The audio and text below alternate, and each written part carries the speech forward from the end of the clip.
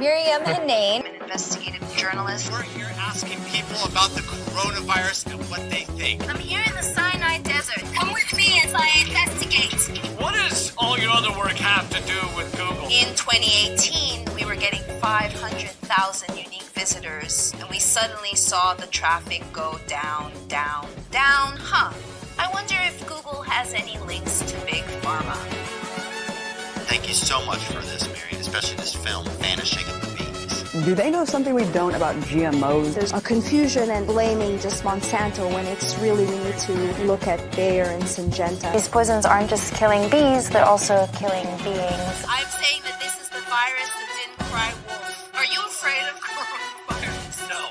Graphene oxide, that's what got me killed on Twitter. Banned from Amazon, Instacart, Airbnb, Chase's bank account. She gets really deep into stories, those where everyone isn't willing to go. Maryam, you have been hot on the trail of Charles Lieber since this case became public. I'm not a prostitute or a parrot. Do not let them turn you into lab rats. Happy Friday, everyone. This is Maryam Henein. Welcome to another episode of Truth Lives Here. And we're going to have a very fun, exciting show with Paranoid American and DOENUT. So without further ado, yes, please like and share. It is important. It makes a difference, especially when you are a censored individual for realsies. Welcome, gentlemen. Hello. Hello. What's up? There we go. That intro is incredible. Thank you. Yeah, what are you doing talking to us? You got like real credentials. Yeah, I am. No, I need to redo that actually. So, gentlemen, it's such a great intro. Like how you're in all these different places, and then your powerful voice, and you're just like, it was really good. Yeah, and the down with the. I Paranoid. Do you go through that too? Did what? I was getting 1 million views on Facebook during the lockdowns. Wow. And then it was removed like immediately. And it's very I think I've lucked out. I wasn't doing any social media at all until maybe 2021-ish. And that was just because I started getting into like weird AI stuff. And it was a way to start like posting some of like my AI research. And then over time, I was like, I've been running this comic company for like 15 years. Maybe I should start investing in social for that. But I feel that if I had already had a presence before and like during the whole pandemic was happening, I probably would have like a whole bunch of black lists and like check marks next to my name and underlined and circled. I don't know if your teachers did that in school where like they ran out of options. They would just start like drawing weird shapes around your name over and over again. No. You know what I'm talking about. I do not personally. I don't know what you're talking about. Okay, Donut knows what I'm talking about. So, but in regards to that, I'm saying that it's not only what you say, it's who says it. Because clearly I've become radioactive, and you look on me and like, why would this little brown girl be radioactive? And maybe it's because I dared to publish the book on George Floyd and the truth. I'm not sure. I also don't know what the solution is, because it's like playing Sisyphus. So I have to rely on others to help with the reach. So, as you know, freedom of speech is not freedom of reach. That's deep right there. Yeah, it's true. And also something you said about that it's who is saying it too. Some certain people are allowed to say stuff and go viral. And that's one of the things that I have witnessed, is that during this lockdown period of, let's say, 2019 to 2022, 2020, 2022, that there was people like yourself, millions of views, myself, millions of views. It lasted a very short time. Everybody's removed, and now we're seeing people getting back on to YouTube that had their channels like gone. And that was all intentional to bring in the mainstream pundits or people that were affiliated somehow with a mainstream, programming, removed all the, little people like us, and then placed in that who were going to go against the narrative. Because it seems like nowadays people do not trust the MSM at all, that if you just go against the narrative a little bit, you're recognized as you're telling the truth. And so the people that pull the strings, they understand this, and so they installed their puppets.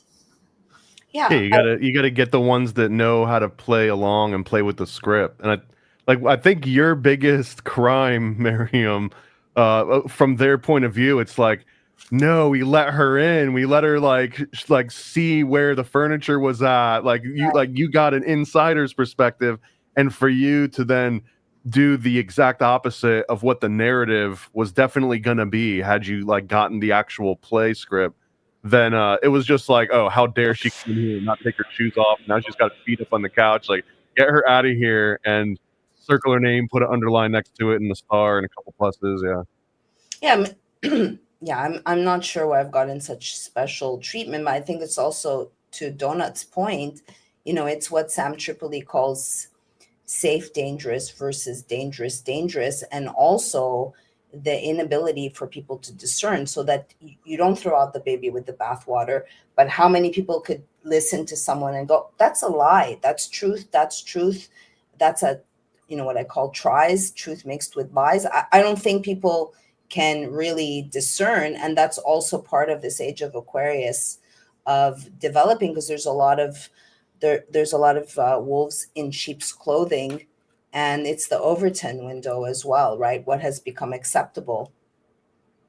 I think part of it too is this weird fallacy that maybe I believed for a good portion of my life until I got a little bit older, but it's, you assume that over the last 2,000 or 10,000 or 100,000 years that like people have been getting smarter or like elevating in some way.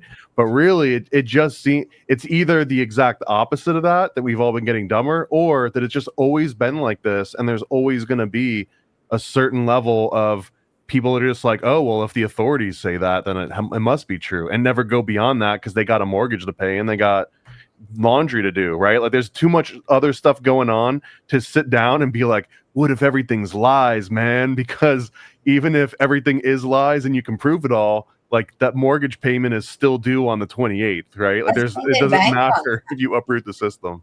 I think they bank on that too.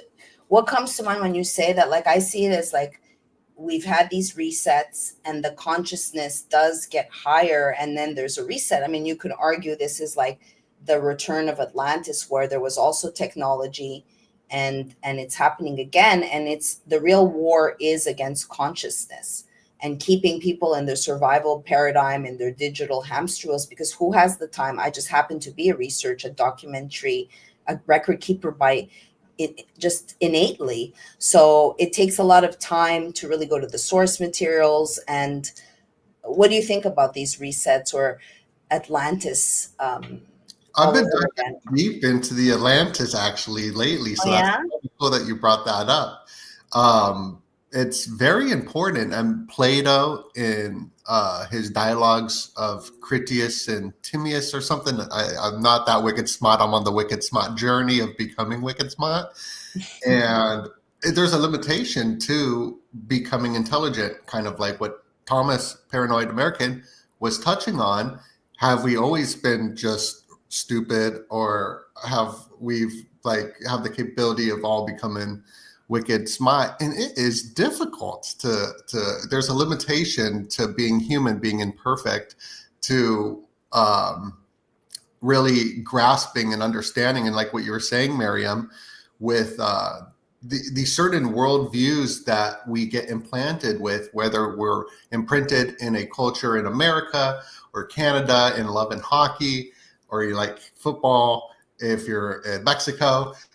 So it's like we get imprinted with certain worldviews, and who is doing the imprinting, especially when it comes to social media algorithms and whatnot. So I've been relying on reading books over the last few years, and right now, for some reason, all the books, like the universe is bringing up Atlantis.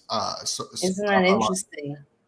And Atlantis is very important to a lot of the aristocratic elites, especially around like 1850. Of this one book that I got removed off Vimeo to speak about this aristocratic secret society called the Thule Society, which translates into like the Atlantis Society. And you have all these different governments and all searching for this lost civilization, and even people who were remote viewing this lost civilization, if it's lost or not, of Atlantis, like Edgar Casey. He remote viewed it, I believed, and said it was at the Bermuda Triangle, where there was this portal there where planes go missing, boats go missing. It's like a hyperdimensional portal. I'm reading this book right now called Closer Encounters about the UA. You read it with Dr. No, I haven't read it. I have it, but it's very good. And I'm only halfway through it, but I'm on the Atlantis section right now. So it's all fresh in my head. And Atlantis was also in that movie Snake Eyes with the casino, with I believe it was President time traveling Trump's casino of Atlantis. Yeah. Really? So like this Atlantis story, if it's a real civilization underwater, some people believe it's in Antarctica and it's the New Schwabenland, or if it's the Hyperborea. And it's all goes into symbolism, and it's important. So I'm very happy you brought it up. As you can see, that is sort of like, wow. Well, what about, yeah. Sorry, let me say, what about one, touch upon Three-Eye Atlas and who Atlas is, but two, I would very much invite people to ponder on that this is about remembrance, and that reincarnation is a real thing. It was removed in the Council of Nicaea. And you keep on people know that it's like if you don't learn your lesson in this life, it keeps on getting louder and louder. And the same thing goes with like just the evolution of the soul necessitates more than one life, and the soul is eternal.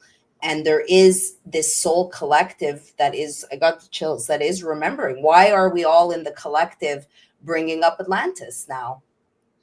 Interesting, because it kind of dives into what I've been researching is the Mandela effect and deja vu and time travel, where you can alter states of memory through like a game play in a video game, like changing, like, oh, let's go back and play another, not so much that we're going back in time in a sense, but changing the past in the memories, and how we forget all of our memories when we're born.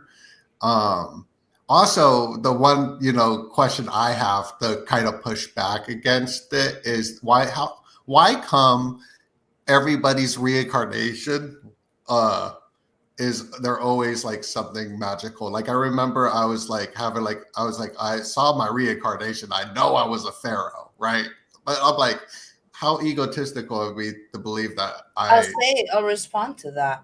Yes. That if you look at the supposed 144, there's like the monads, and so if we're all part of a stream, and there's some more evolved souls, and then there's these archetypes, and that it is kind of like a Westworld where you pick the avatar of the pharaoh. I mean, of course, there can be some arrogance. I mean, Robert Edward Grant, the rebranded polymath, is claiming to have been in Atlantis, actually. So, there is ego, but there's something about the journey, the hero's journey, and certain archetypes. Like I am Egyptian, but I also have memories of being in Egypt, not full ones, but that's where it also dives into gnosis, and why the Gnostics get such a bad rap, because it seems arrogant to just know things, right? Does everyone get to be a pharaoh on a long enough timeline? Who are you asking? I mean, whoever has the answer. You can choose that avatar if you want in the video game. But that almost means, though, that there could be a possibility that there was like a moment in time in Egypt when everybody was a pharaoh because they all picked the pharaoh avatar, right? Like if it's in Fortnite and everyone picks the same skin, everyone gets to play with the same skin. Well, I mean, like you got to also think about like, this is where my head goes to, like bringing the past into the future, like to today. And if you want to get basketball side court seats, you know what I mean? Not everybody. You got to reserve that. You know what I mean? So there's probably a long reservation list to do that. That sounds like how religion forms, where it's like, hey, if you want the courtside seats when you die, if you want to be the first one to pick your avatar, then do these tasks. And what is if the answers are just asking and actually looking at your shadow, and if it's a hologram, like after I had the Kundalini, I was like, oh shit, I've played this character where I'm killed for keeping the records, for speaking the truth. It's like, this is the character that I've chosen, but is that really my oversoul? Is that really who I am in essence? And why am I choosing that character?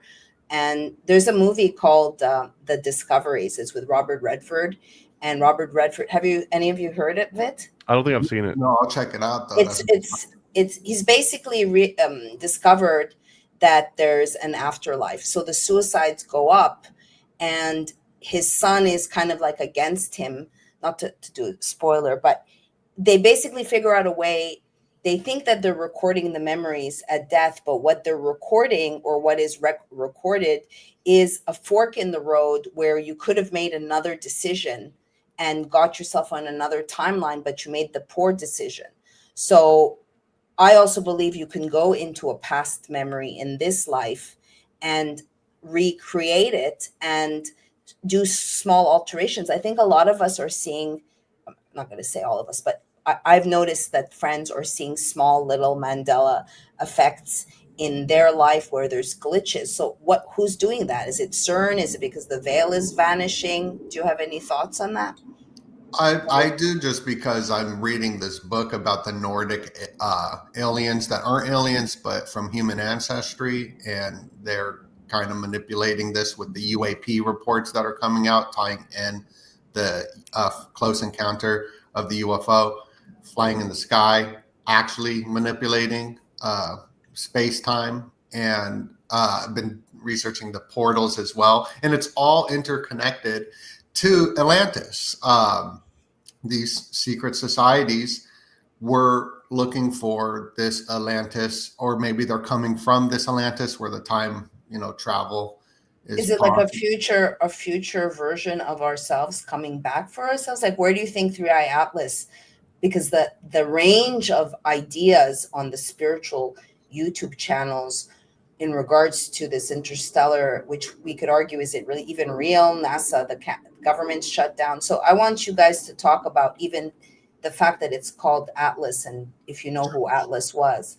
Well, I gotta say, I'm skeptical of the whole Mandela effect. Like, I tend to think that people just have bad memories, or sometimes off-brand Chinese knockoffs make it into the market, and no one wants to admit that they've got knockoffs that rival their actual brands. So you get these things like Mandela effects. But it's almost like, in my mind, whenever the Mandela effect comes up, it's like, so I'm either gonna, let's say like I've got $100,000. I just like pawned everything that I owned, and I'm like selling my house, and I'm gonna put it all on red or black in Vegas, right?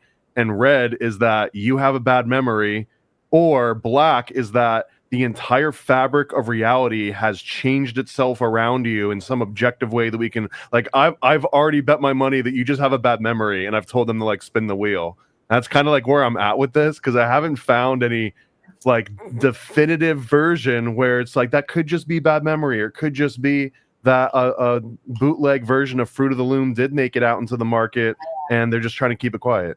Okay, I'll give you an example. Before we talk about Atlas. So let's say Haas avocado. How do you remember it being spelled, Thomas? HAAS. And I now, guess. Yeah, I don't know if I ever paid close enough attention. And now what is it? Now I forget what the Mandela is, or what it is. Is it Haas now? I don't know. Not screw that, but it could be a mixture of both too. You know what I'm saying? Like our perceptions as humans is very limited. It could be, but if I have to bring my skeptical mind on this one again. It's like, we do have objective tests, whatever your bar is for like a scientific test, but we've got objective tests that show that human beings have imperfect memories. There's not a single person on the planet that has a 100% accurate recall for every day, like short-term, long-term, fine detail. There's some people that have photographic memories, but they don't necessarily remember everything else that's not like photographic. So we have evidence that people don't have perfect memories, but now we have to find evidence that there's definitely alternate timelines that just change little details. Well, with the Haas, whatever it is now, I found the old version. I went to newspapers.com and found it written a different way. But your point, Donut, that it could have been like a prototype, or like I remember like Jupiter. I remember it Jupiter rising, but it's Jupiter ascending. Maybe for a hot minute they were going to call it Jupiter Rising, the movie with the bees. Yeah, with the bees. That's right. I definitely resonate with that. That's when I was like, I'm a galactical queen, just like Mila, but in this life it's like I'm a maid. But anyway, that movie had a different title. What do you think about this comment, Mandela effect's a psyop for hyperbolic retarded truthers? I think that's a good point too. Yeah, me too. This is why I love I'm a very Piscean, so I'm very creative and all that, but I also know the importance of grounding myself in reality and truth, and looking at what's really going on, and then even knowing my limitations, but also the excellence of just being an individual human on this planet, of what spirit can really bring out, more so than an AI in a lot of ways. That spirit. But Atlantis, I got this dolphin right here. It goes into the alien thing. The alien thing is a big story that's being pushed by world leaders, and this is nothing new. UFO scare in the 1950s, but this goes back even further, even to religions of the battles of the gods in the skies and whatnot. But John C. Lilly was doing these experiments with the dolphins, which was a precursor to MK Ultra, in a Oh, lot of wow. ways. Yes, and he was communicating with the dolphins, not to talk to dolphins. They just had the similar brains like us, even though they're a little bit bigger. But it was this so they can communicate with the whales, and the whales would go down to Atlantis in the ocean to communicate to the Atlanteans, and that's what the government was funding him for, according to him, on his forwards of some of his books. That's what Why he's. the Atlanteans lived in water, underwater? Yeah, so the government has been able to, since the 70s, build underground bases underneath the water, and just the technology that we have today. And so if there is a civilization, they would need to be, hidden somewhere, probably underneath the water. And then it kind of gets strange when we think of, like Ghislaine, who had her Terramar, or even the seeding operations at Zorro Ranch or whatnot, that there is a lot more going on in the world than what we think. So I do like to expand the imagination and the creativity, but also dial it back a little bit into reality. I think it's Okay, so super important.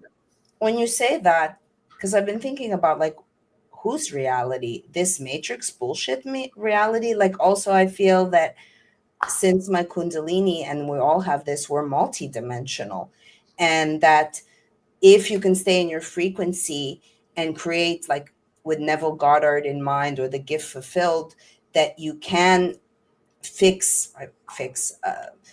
rearrange your hologram to project a different reality. Now, if we all weren't plugged into the matrix of what reality is, could we collectively change? Because I think there is a bifurcation going on, that people are very plugged in the matrix, just doing their job and not really introspecting. And then there's those of us who are raising our consciousness and seeing, they're talking about this new earth, right? Is this new earth on earth? Are we going to have a solar flare? And those of us who've done our work are going to find ourselves somewhere else. So, this notion of what is reality anyways. I like John C. Lilly's version of this one too, because this was where the video game Echo the Dolphin came out, which was a direct link to John C. Lilly's work with dolphins and his concept of Echo, which was like the Earth coincidence control operation or something. And basically this is what we're talking about, where the dolphins relay the message to the whales and the whales relay to the Atlanteans, and that the Atlanteans represent some kind of like a human or like at least earthbound intelligence, and they were all kind of fighting or being balanced by SSI, which was solid state intelligence, which is basically like AI, like a baked in AI model, and that there was this like cosmic battle constantly between like Chat GPT and then Atlanteans. That's kind of what he was describing early in the 70s. And it almost implies though that it's not about Earth, like humans on Earth rising their consciousness and taking control. It's more about making sure that Echo remains in control and the SSI doesn't take over. It's like we can't all be president, but like we can all get on the same page and make sure that we have a president that represents the things that we want to represent, but we can't all be president. There's a Japanese film from, I believe, like the frickin' 50s or 60s. It's in black and white, maybe the 70s, called Rashomon. And it came up with this term for even the court of law, the Rashomon effect, where there's 4 different points of views to a court case in this movie, and everyone sees it differently.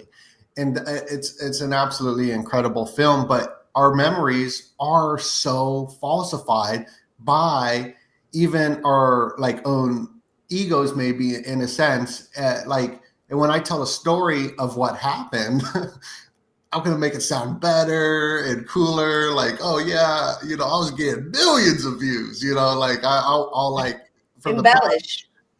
And so, like, how based in the truth can we be and whatnot? But it's then it brings, having multiple views to create a holistic picture. And if you are I mean, the way I work is let's say I'm looking at a topic, it looks like I'm obsessive, but I'm analyzing, I'm looking for patterns, and I am trying to look at a holistic, well, what is the truth? What for this operation? And it takes a lot of investigations. Also, you're talking about kind of distortions that we might have overlaid, but if you can develop self-awareness where you're sitting here and kind of looking at yourself from like a oversoul perspective, then you could be more objective as the observer. Then it brings up the quantum effect of, if you are observing something, you are actually having an impact on it. Right. And then what's going to happen with all these cameras and, you know, Palantir and everything, watching everything that's going on, even to the point where it's watching our like blood pressure and whatnot, with that observer kind of effect happening? What's going to happen on a massive scale? I've noticed this with video work, as I've been obsessed with videos and just filming stuff ever since a kid. But when I was looking through the lens of the video camera, whatever I was filming would change. And it wouldn't change like automatically. But if I was just looking and I'm like, I want to film something crazy happening, and I would go out and film every day, eventually that screen that I was filming started to warp, and I was filming what I was set out, sort of like maybe a hunter going out and hunting, or a photographer going out to capture an image of an eagle. And also, you're bringing up the Kundalini, and I'm reading a book by Julius Evola now, because I'm very much diving deeper into philosophy and psychology, which I've always been interested in. But this goes into our memories and how we think and our worldviews, and how the worldview can get manipulated, or we could deconstruct that worldview to see, like, why am I thinking like this? Why do I believe this? Why am I operating like this? And the Kundalini is very interesting, because I'm reading this book called The Metaphysics of Sex, and it's by Julius Evola. I found it at the Sears bookstore. I grabbed a bunch of his books, but this one was the most interesting because we're in No Nut November. I'm not sure if you know what that is, but oh yeah, I do. Okay. But this was pushed onto our worldview, collective consciousness, especially for like men and guys. We always talk about it like it's weird, you know, but it is true. It's on like all the, you know, top podcasts, like, you got to conserve your energy.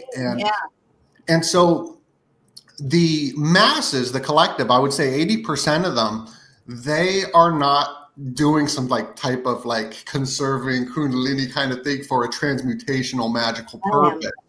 I believe that maybe that 80% would be kind of more with their addictions and whatnot. It would put them in a state of disimbalance where they wouldn't be tranquil anymore, and they would be kind of rigid and whatnot. Sort of like what you would see with somebody who's newly becoming sober. You don't know how to deal with life and emotions and what's going on. And so even astrologically, that we're in a time where we're entering the winter, the dark winter, where we're like, all the stuff that we've planted, we're harvesting and conserving it now, right? So it sort of makes sense that this would happen in a November astrologically. But this Kundalini thing is interesting because this book is diving deep into it. And I look into the Super Bowl rituals, how their fertility rites with Ishtar, and before springtime, we get the Super Bowl. And so I'm looking at that as a sex magic ritual. And so I've been learning about the Kundalini, which I never knew anything about this, but it is interesting. It's a female energy. It's a female goddess.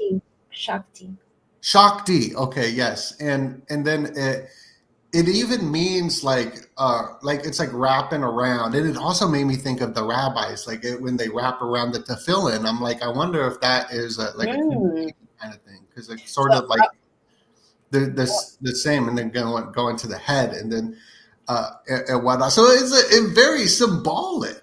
This is it rude? Is it rude to mess with your Kundalini in public? It is.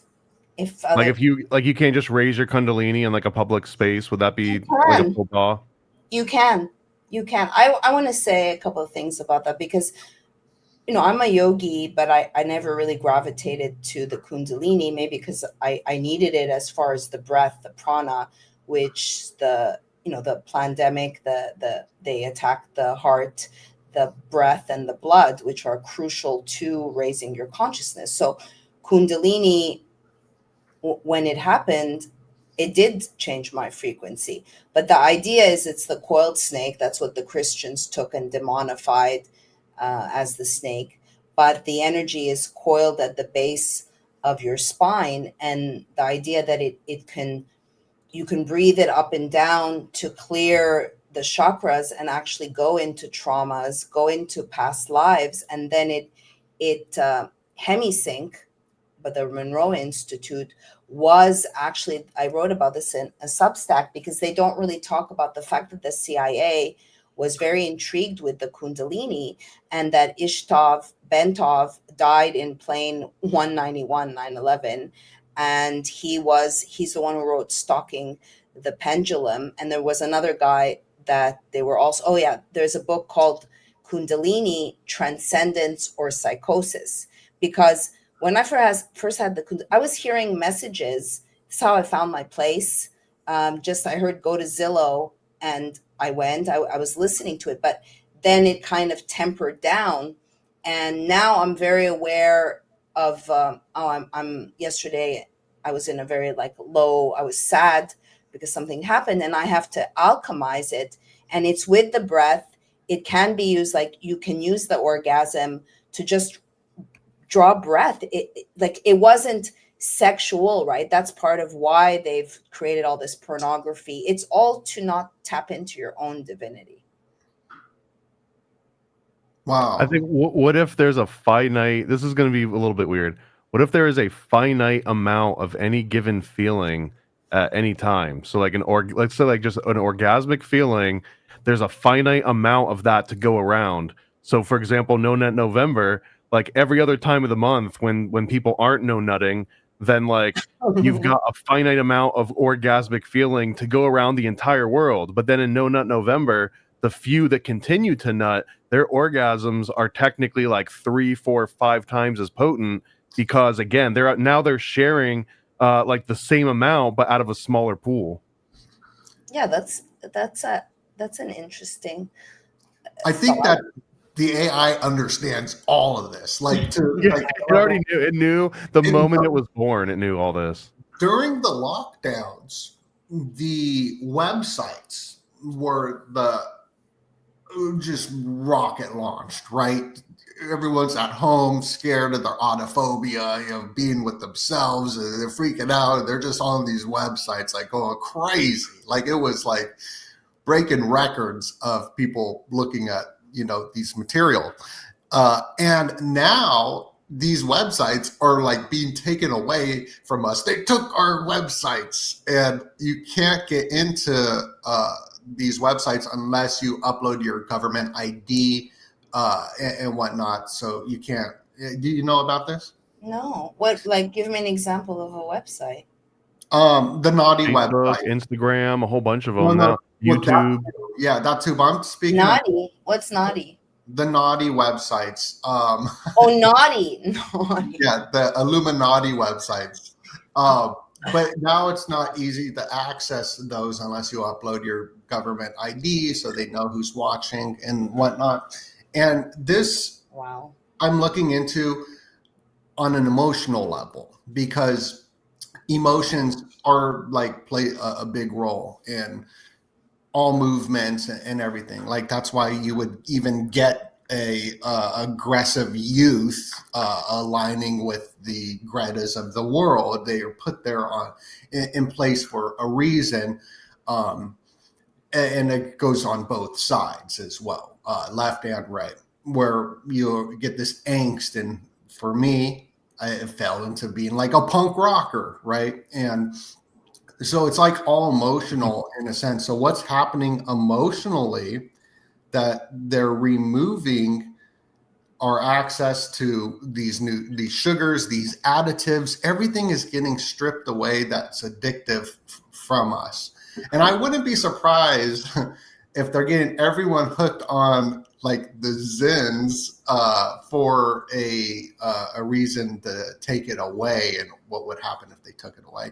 What sugars are they taking away? Wouldn't that be a good thing? No, I'm not saying it's not a good thing. But when is that happening? Where is that happening, that sugar's being stripped? Like they're taking additives out of foods that are terrible for us. But a lot of these additives, our bodies probably have become addicted to.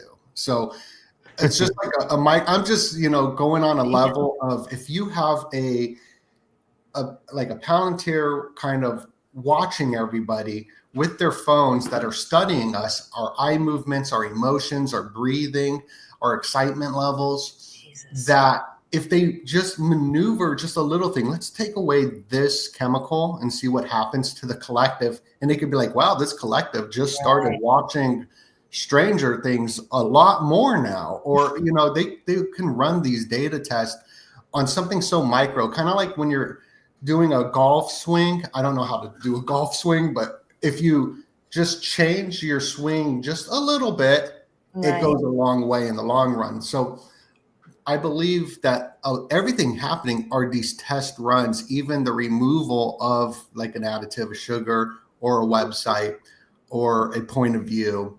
And So I was or just a gonna booster. say, we could see during the pandemic, because let's say my experience in San Francisco, San Francisco is arguably like one of the fucking shittiest places to experience. But then somewhere in bumfuck, in whatever, in the country, how people responded in different ways. And then they monitored that. And in June 2020, they literally had a symposium to discuss the pros and cons of bypassing experiments with animals in the name of an emergency. So we became the animal. So I definitely think that there's micro experiments and then data collection and then pivots, based on their findings of the collective.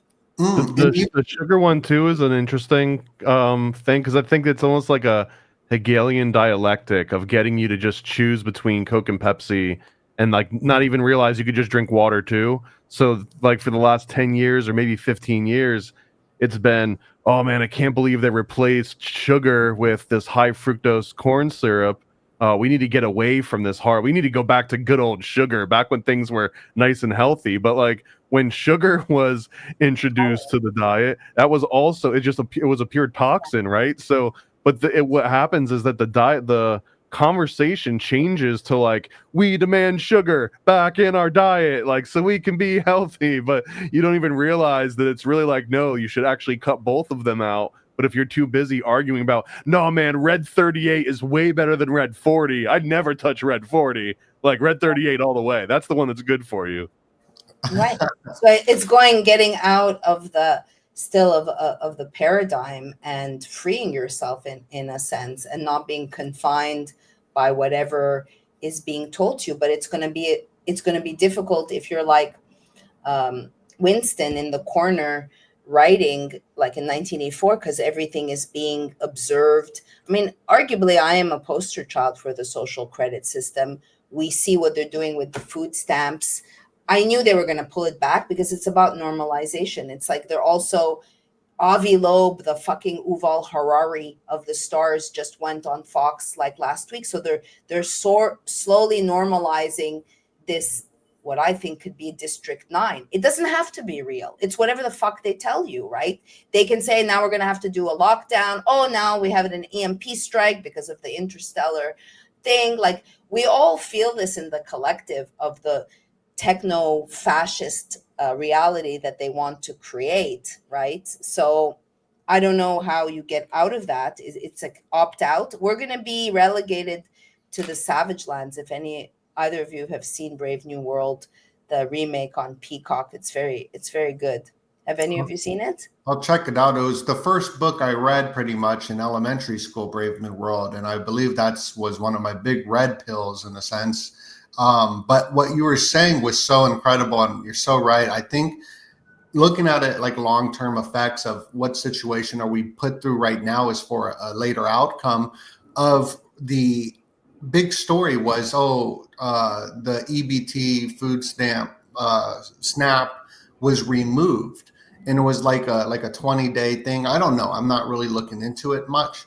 But then you get this socialist elected in New York, which goes along the line of more of that. We need more of that. So it really emotionally charged up New York for that election with little, socialist type things like that. Now that was interesting. I don't know if we're even pointing towards that, but everything that happens on the world stage is for an outcome, and you could just run these data tests to see where that outcome would land with the AIs.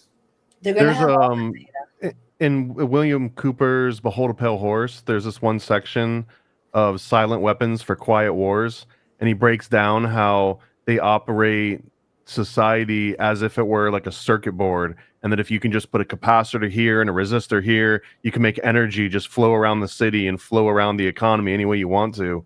And I really think that like the SNAP EBT thing, it's related to that. It's a way of like, because objectively, every single person using EBT or SNAP isn't necessarily using it for like sustenance, right? So there's an entire economy that springs up around this, where now I can take my SNAP benefits and sell them for 50% face value and get money to go and pay like mortgage or pay car payments, or like use it for things I actually need, and then figure out food and figure out the things that would have come with later. And then meanwhile, there's people that legitimately relied on buying SNAP at a discount from like black market SNAP dealers, and that's legitimately how they got their actual food, because they weren't eligible, or like long litany of reasons, right? But what happens is that the state or the system, they wait until this economy springs up inside this chaos they've created. Like they didn't create the SNAP EBT economy, but like once it starts to take form, now when they take it away, they're disrupting an entire like economic system where people were figuring out how to get mortgage and how to like make like a living off of this thing, and it just introduces a whole bunch of entropy into the system, and it's just like flooding it with energy. And now that there'll be justification to be like, oh, now the state has to come in, now we got to do a new round of hiring, now we have to lower the standards of the people that we are hiring because there's not enough people that want to be cops or ICE or whatever. So like every one of these things, it justifies this ability to either lower standards or increase authority. And that seems like this is the most obvious song over and over. The only story that's been told more often is probably Atlantis from like 400 BC. And with New York, with Zoran Mamdani, I was kind of looking into the Blessed be his name. Of the etymology is like ma, da, like mom and dad. And I even see when people say his name, the captions can't even pick it up. Mama, dada. Mom and daddy. And I believe that there's a psychological thing, and the knee means below. So I don't really understand why that is in the head, but it kind of makes sense because you got, the Bernie Sanders, the Bernie Bros, the Alexandria Cortez, and with him. So it's like this, like, oh, we don't like the system, but it is what the system sort of wants to put in place.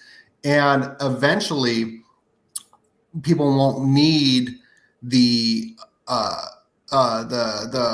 what's it called? I forget what it's called, where you get the money from the government, the credit, the credit thing, where you get the money SNAP from or EBT, Universal Basic Income. Yeah, So UBI. UBI, that's been the plan of the technocrats for a long time, even going back to the technocracy of Elon's grandparents of energy credits. But that's going to change. It's going to be like a Ready Player One, where people don't want that universal basic income. It's going to be universal basic compute.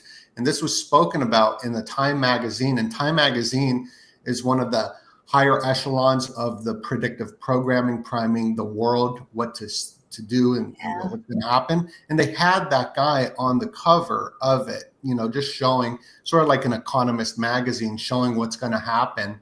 And the Time magazine talked about the orb will see you now, and it went into this universal basic compute. So in the future, we're not going to want the food credits. We're going to want a little bit of access to the AI, because the AI will do everything for us. Oh, I got to get my AI credits so I can have someone take my trash out because of the laziness, and we're not going to know how to do stuff. Even more so on a level that we can't even understand right now, how we don't know how to hunt and fish. I'm not saying everybody. I know Thomas knows how to hunt and fish. I got proof. Yeah, I got proof. And I know you as well, Maryam, know how to do what you got to do. But in the future, people aren't going to know how to throw away trash. They're going to be like, where do I put the trash? Like, you're disrupting my bathing, like from Idiocracy, the Wally World, sort of. Like, how many people know how to go create a product, right? Create a DVD, a documentary, get the research, package it, get it out there, and tell people, hey, check this out. Or how many people know how to go into a store and say, hey, these are my services. I can do this for your company. Pay me this much. And then delivering it and having a fair value transaction. People don't know how to do that. So I just see this just getting worse and worse. Yeah. Well, I'm not gonna argue on that. I see people just doing their job, just following policy. I'm just doing my job, and it's just you're just a cog, right? You're not a visionary. Don't know what it really takes to manufacture something of creative. I mean, it's just maybe a disparity that's being created. I'm developing personally a severe allergy to the Matrix. Like, if I go to the seven, like just the fabuloso, the smells, the just everybody just on fucking scripts, like NPCs, and then if you have someone whose frequency, you kind of like you wig them out or something. So I don't know, because I speak to gentlemen like you who are critical thinkers and creators, but the main, they're just like, they're run by fear, right? We're all kind of being squeezed. I definitely know that, and I do have food stamps because of the circumstances that I found myself in for speaking the truth and rely on food stamps to start off my donut career. So without food stamps, donut wouldn't exist. I was going to the food banks. I was getting people giving me food. I didn't eat for some days and whatnot, So, but I was very ashamed of getting them, but I didn't eat for 2 days. And I was like, and my neighbors, because I was living in a low income housing, they were eating lobster. They were drinking Red Bull and doing drugs right in the front of my unit. And I'm like, okay, they're using it. I actually have jobs and pay taxes.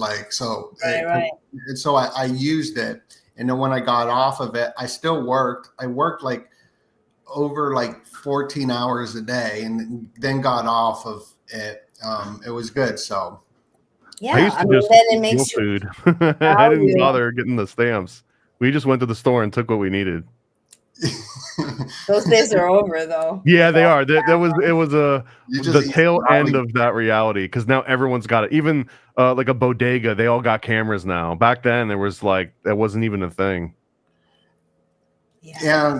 It's what wild. does that do for society? If you guys, Zach has made me watch one episode of Black Mirror. It's too much. But there's the episode with the social credit. I don't know do you guys mind if I bring up the clip? Hey, Cheese Slice, if you do Black Mirror social credit system airport, and I want to just play that clip, because also what it's doing is it's generating fakeness because no one's being authentic. It's all these fucking like social justice. So it's if you do Black Mirror, airport, social credit, and how they feel free. I just got goosebumps thinking about that episode.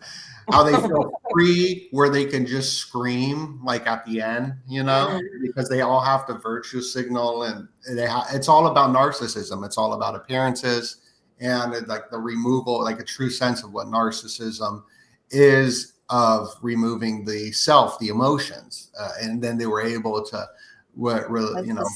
get that out there. Yeah, that was a good episode. Let's show I had to walk out. Okay, let's show this.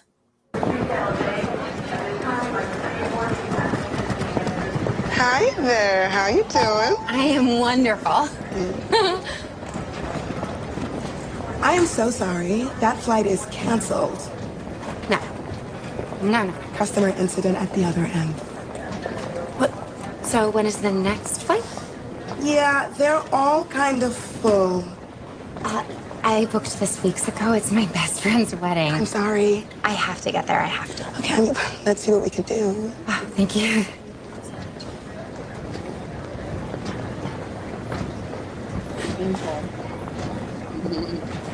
I see there's one standby seat on another plane leaving tonight. That's reserved for members of our Prime Flight program. You got to be a 4.2 or over to qualify. Oh, I'm a 4.2. I'm afraid you're actually a 4.183. Oh. Well, that's not my fault. Some woman dinged me down in the cab. Can't you just... I'm sorry, it won't let me book it without the correct ranking. But it's so close. There's just nothing I can do. Priced, surely. I'm gonna have to ask you to moderate your language there. Sorry, it's just... I'm maid of honor. I cannot miss this wedding. And I am so sorry about that. Can you call the supervisor? I cannot do that. Can you just call the supervisor? I cannot do that. Call the fucking supervisor. Okay, that's profanity. We're zero tolerance on profanity. I'm sorry, it's just... Yeah, I have to serve the next customer. No. Step away, ma'am. God, just fucking help me! I'm so sorry. I've called security. Oh, no, please don't do that. I'm a 5-star in you. 5 stars? What's the issue here, Hannah? Intimidation and profanity. Oh, no. I was not intimidating. Don't speak, ma'am. I was just trying to... Okay, so, in order to restore calm, I'm invoking my authority as airport security to dock you 1 full ranking point as a punitive measure. This is a temporary measure. No! The score reverts to normal in 24 hours. No, but I need it now. Period, all down votes are subject to a ×2 multiplier. ×2? We recommend you avoid negative feedback at this time. I'm on double damage? Please, remove yourself from the airport immediately.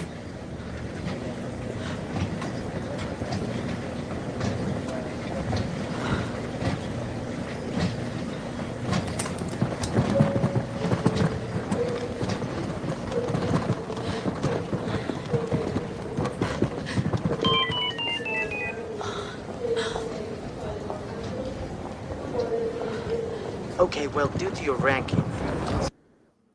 What a great scene that you played there. Yes, because very that, deep. That is me. If I would be like, can't you fucking help me, you fuckers?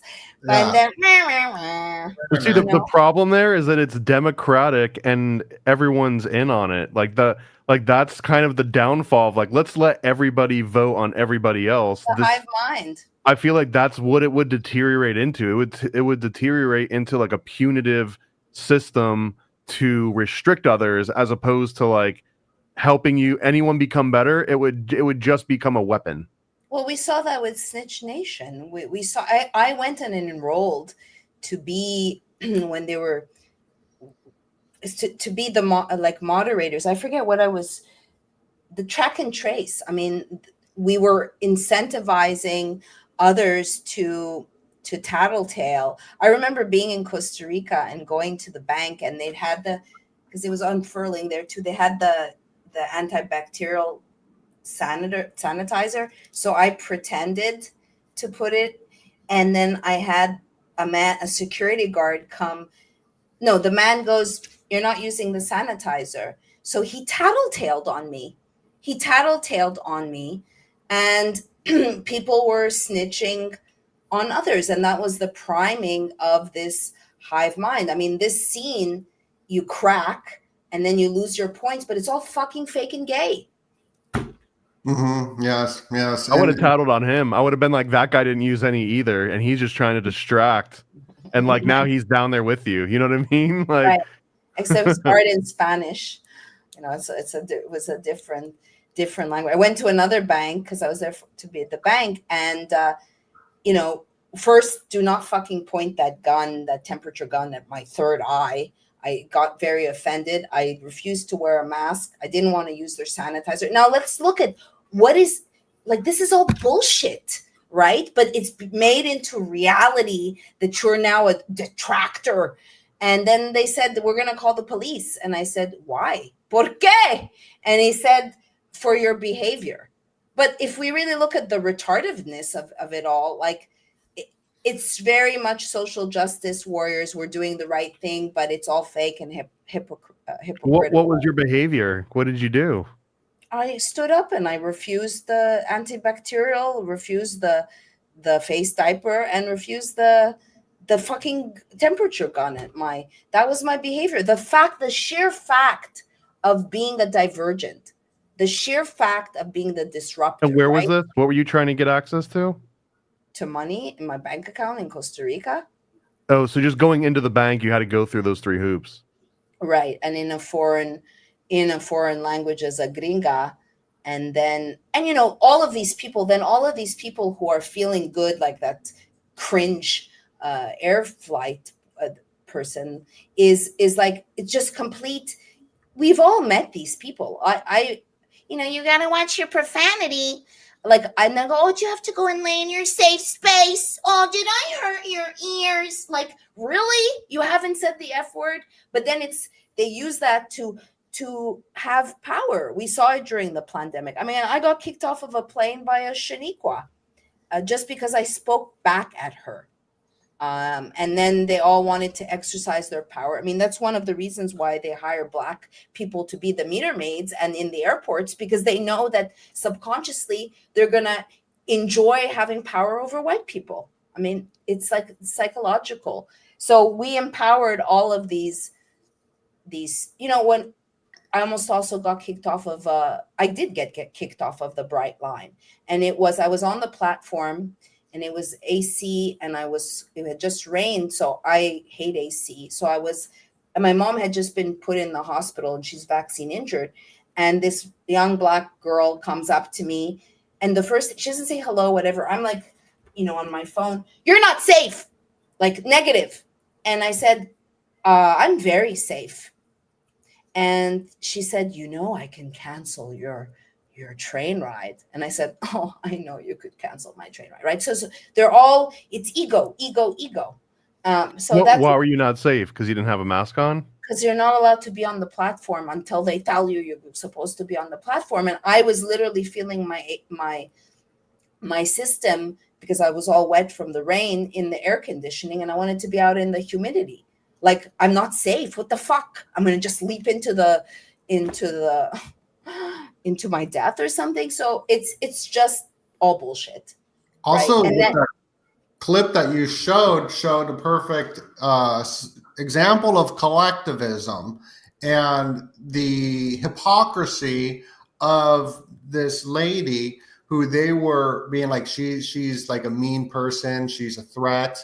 But at the same time, you got all these smiling people around her viciously destroying her life. Pretty much they're actually murdering her by hitting this button, and they're smiling and all hitting this button, destroying this lady's life. And so the hypocrisy and virtue signaling of nothing but psychopathy on such a cinematic level was very intense. There's so many different layers in that episode.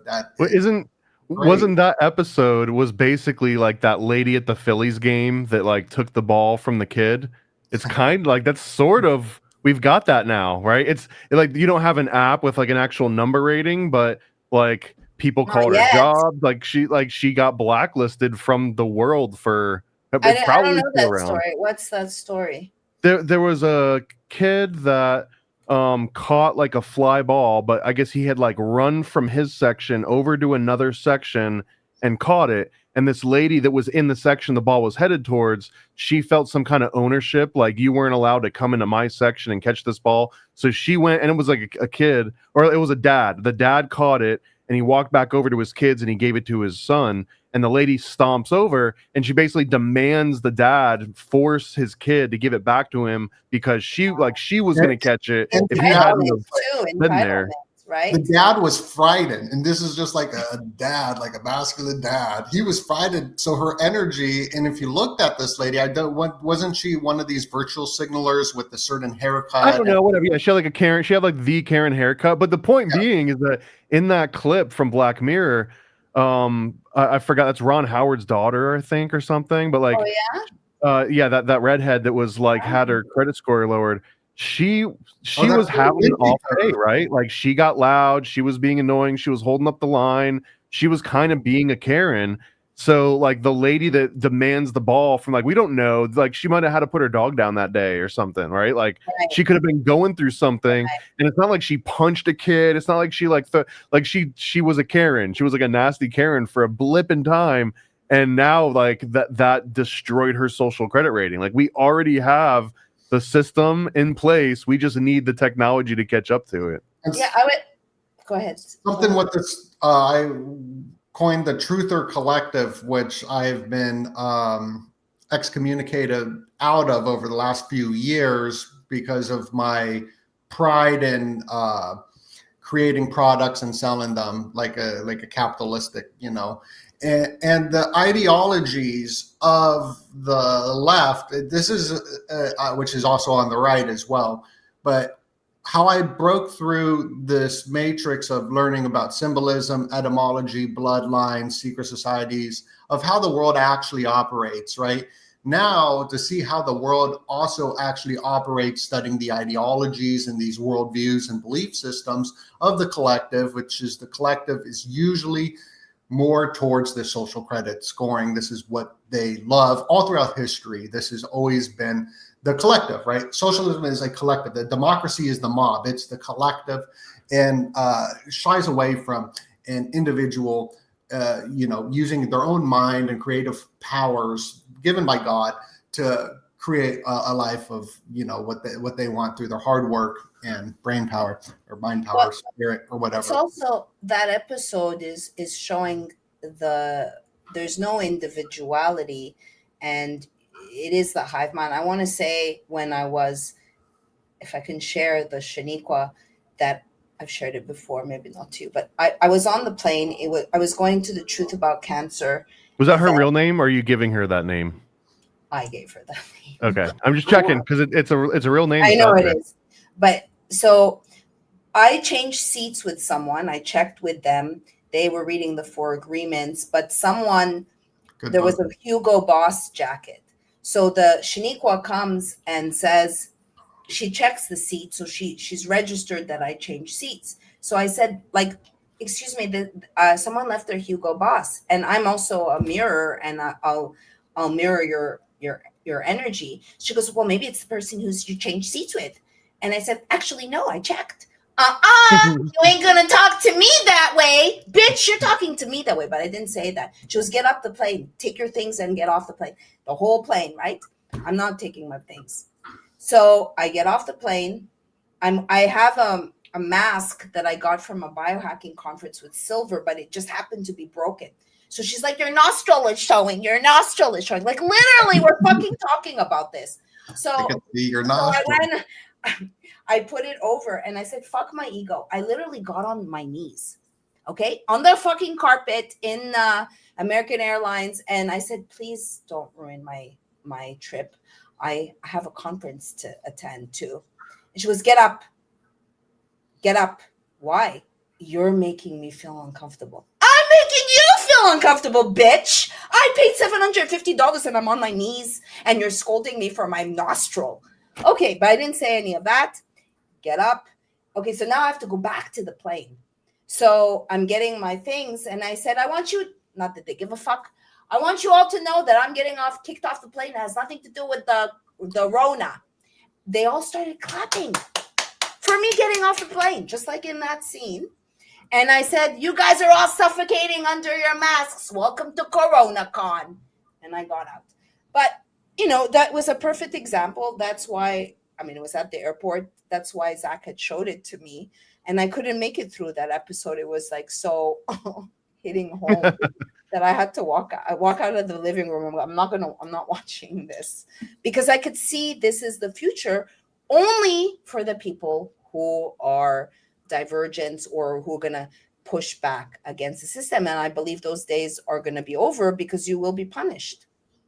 Well, this has been the last 2 decades too, right? Because I remember TV shows that have already come and gone that was specifically about people that were getting kicked off airplanes or getting kicked out of the gate at an airport. It was like one of those parking meter reality shows, but it was just about people going through issues, and it's just like watching Cops. Like, you're watching Cops to see someone get pulled over. You're watching the plane show to see people get kicked off their planes. You don't want to watch a show where everyone's being nice the whole time and it's like, oh, here's your seat, and you're like, thank you, I'll sit down now. Like, it's all about like those different transactions, just so that people can be like, man, I'm glad that I don't act like that. I'm glad I didn't get kicked off an airplane. Like, that's the real reason that people like to see. It's like, man, I'm glad this isn't happening to me right now. Someone's taking the heat off, because it's like, if they put me under the microscope, maybe I'm getting kicked off. Yeah, this collectivism is crazy, and also the power hungry psychopaths that isn't just like the people pulling the strings. What I took note of during lockdown was how I was having these grown men with kids yell at me in my face, ready to fight because I wasn't following the rules, and it just took note of it. And I was like, okay, so I was told by this truther collective to fear, the people pulling the strings, but I fear more so of the crowd and the mob mentality, because they're the ones that are the actual Illuminati or whatever, because they are being controlled by the puppet masters. And so this collective is the puppets in a lot of ways, enforcing these rules, enforcing these dictator fascist type of, get in line, don't mess it up. And that's why America is pretty awesome, because we are rugged, like that lady yelling at the airport or whatever. As embarrassing as it is, as a nation looking at us like worldwide, how the typical American, we're like getting drunk and fighting and whatnot. But hell yeah, we are. That ruggedness, that rough ruggedness, is also why we have the spirit of a constitutional type republic. And the Second Amendment, the big one. Yeah, and so that's sort of why I feel safer here in America, more so than anywhere. Not because that doesn't exist or does exist anymore, but because that spirit still lives within people, or that idea, that worldview of freedom, and that's it's sort of crazy, because we went from this collectivism enforcing this stuff, and the anger and angst and alcoholism turning into these different protests that were set up by these loosh festivals. So we had the BLMs, we have the ICE kind of protest, or the No Kings protest, which is funded by, mega corporations. And then you got these, everybody's just being manipulated and moved in certain directions. And that direction is of this technocratic elite of these energy credits and whatnot, and being controlled. But the ideologies is super important to understand to even make it, I would say, in the next 5 to 10 years, because people are so against just the idea of working. They want the free stuff and not, breaking their back and creating stuff with blood, sweat, and tears. And I really saw this every single time I go on an endeavor to create a project. If I want to create a project, I never get backlash. Everyone loves me, but I'm like, I'm going to make this idea. People I don't even know will come up to me and be like, that's stupid. People are just so anti and it's an ideology. It is a communist, socialist type of ideology of the Truther Collective as well, because the Truther Collective, something that I've noticed with their thoughts and their beliefs, is that if you charge for something you worked for, you're an evil person, that it should be free. Everything's free. That's that idea. Nothing is free. That's not how nature works as well. That it's not. And so this ideology is very, that's why I was excommunicated from the Truther Collective, because of my certain ideologies, which is sort of funny because all the OG researchers were super pro that ideas. So I go on a campaign with Thomas. Everyone loves me. And then we go on a campaign to create something. We work on it for freaking 2 years. Thomas is like the OG though. He worked even harder. He's so amazing. And we work so hard. We create a product. And then everyone's like, oh, you're a shill because you create something and you charge for it. And that's called transactional value. And this collective, they'll shame you for having, let's say, a Patreon or a subscriber thing, so you could pay your bills, because they would much rather you go work for Amazon to pay your bills and then give the truth out for free. Or this is just the thought process. And these same people, these same parasites, they will ask for donations. They'll be like, oh, this guy's a shill. Hey, send me a donation. What was the transactional value there? I want to say also, if people are like, why are you charging $66.66? I think part of that is like, you don't fucking know how much fucking work to write this. And it's not blah, blah. It's like an actual investigation. So it's like, you have no appreciation. Plus now my livelihood is so what you share brings up, do you know the analogy, the story of the fisherman that has a bucket of crabs, and the guy bikes by and goes, hey, you're going to lose your crabs. And he goes, don't worry. As soon as one climbs up, another one will pull them down. There's this spirit of like, misery loves company, don't want you to succeed. I mean, I've seen it of me, of like, oh, you're intimidated by me, but why? I'm a sweet woman because I'm not the same as everything else.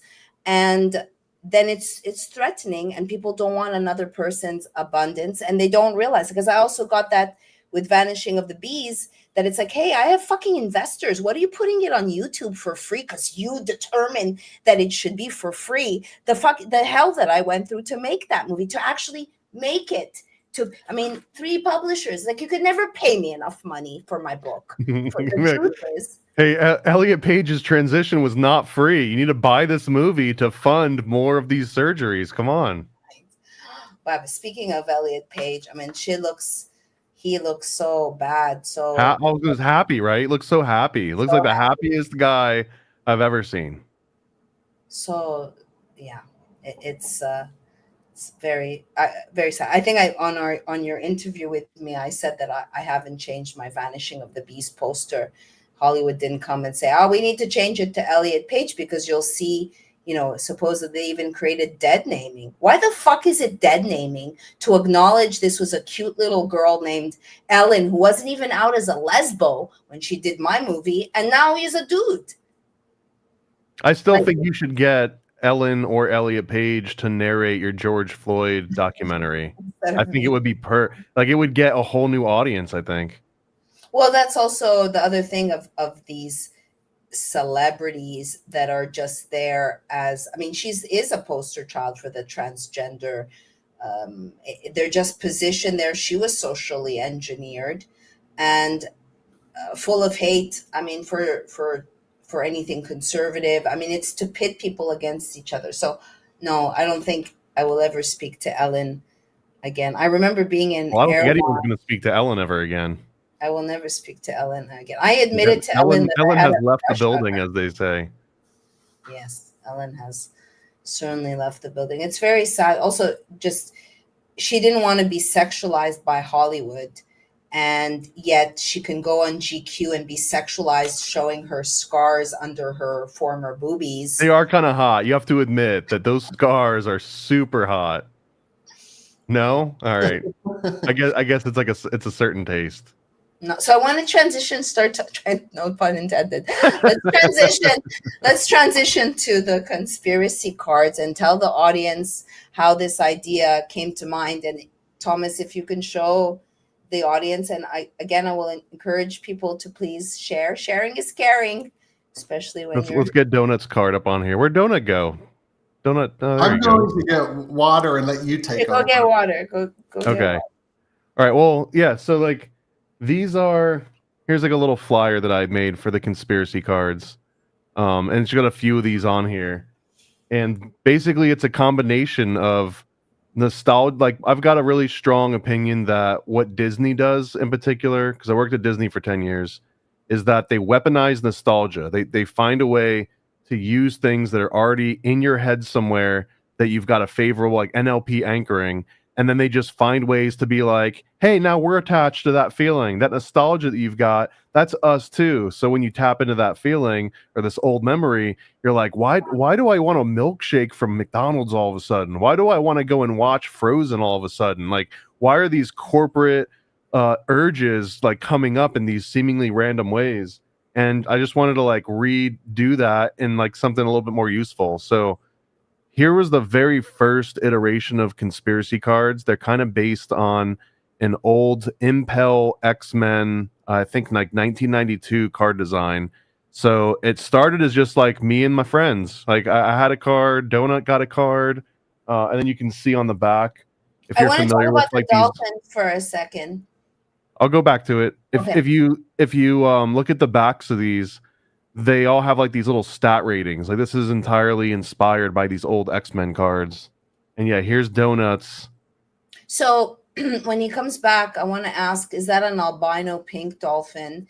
And also Donut. So I'm sure in reading about the dolphins, can you tell the audience about the masturbating of dolphins? Sure. Yes. So Lily, they were masturbating with the dolphins. They were getting intimate with the dolphins. They were doing psychedelics with the dolphins. What's the idea of jerking off the dolphins? I think it was just to, get closer to them because, I mean, same way the Spartans, all those dudes, banged each other because it was like it's a very intimate thing. You're becoming one with the dolphin. But it was like in a manly way, not a gay way. No, not at all. And so they were doing that with the dolphin, but they were teaching the dolphin to speak English. The dolphin would speak English to the humans. They have it on like recording. They're just like saying like alphabet, and it's pretty interesting. And they had such a deep bond with their, the people there that when John C. Lilly just thought and had the intention is I'm going to end this experiment. I want these dolphins to be free, not like locked up in like their swimming pool, having a great time. They were having a great time. They were having such a good time that when he had the intentions of ending the experiment, they committed suicide. These dolphins committed suicide by not eating anymore. And yeah, that's that. So that was the bond that they had with each other. Plus dolphins are very, very, they're kind of like bonobos in a sense. Like, if this guy's not going to keep jerking me off every day for the rest of my life, I'm just going to end it now. Going on a hunger strike? Yeah. And so that dolphin that you see down below, I got in a lot of trouble. As you can see, I tattooed pierced, that chain around him to control the dolphin. Got in a lot of trouble for that. And plus, I needed that though because PETA. This was a baby dolphin that we took out of the Mediterranean Sea, and the thing is that my cat is my handler. He's a Russian blue, so he controls the narrative, and he doesn't like to get wet. So as you can see, I needed to put that there for the cat. So it was abusive, but it was also out of love, so it was like I didn't want the cat to get wet, so I had to keep on pulling the dolphin's nostril up, so it would just keep kind of like hopping, so it never really went into the water when I was taking these photos, because it was consistently hopping on top of the water. You know how they hop out of the water? It was a consistent hop, and he's dead now, but rest in peace.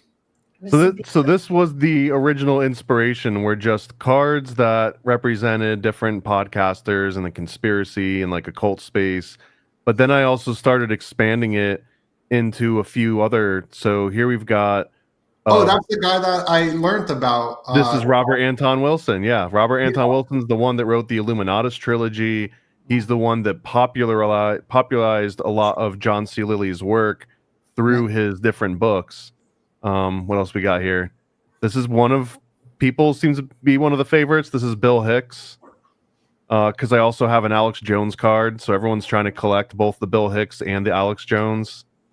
Here's an Isaac Cappy. This one's a little bit more of a deep cut. For anyone that knows, that Isaac Cappy was kind of like the Hannibal Buress for Tom Hanks and Ellen DeGeneres, right? Can I say something to that? Yeah, go for it. Zach's arguable handler also was Cappy's handler. Just putting that out there. Anyway. So that's a deep cut. That's one that not as many people recognize. Right. This is Freeway Rick Ross, one of the OGs from the 80s, the guy that was connected through the Iran-Contra scandal, where the CIA was importing crack into the West Coast and then basically using all the drug money to fund military operations overseas. Here's Cheney. Here's the Roll Dog Cheney.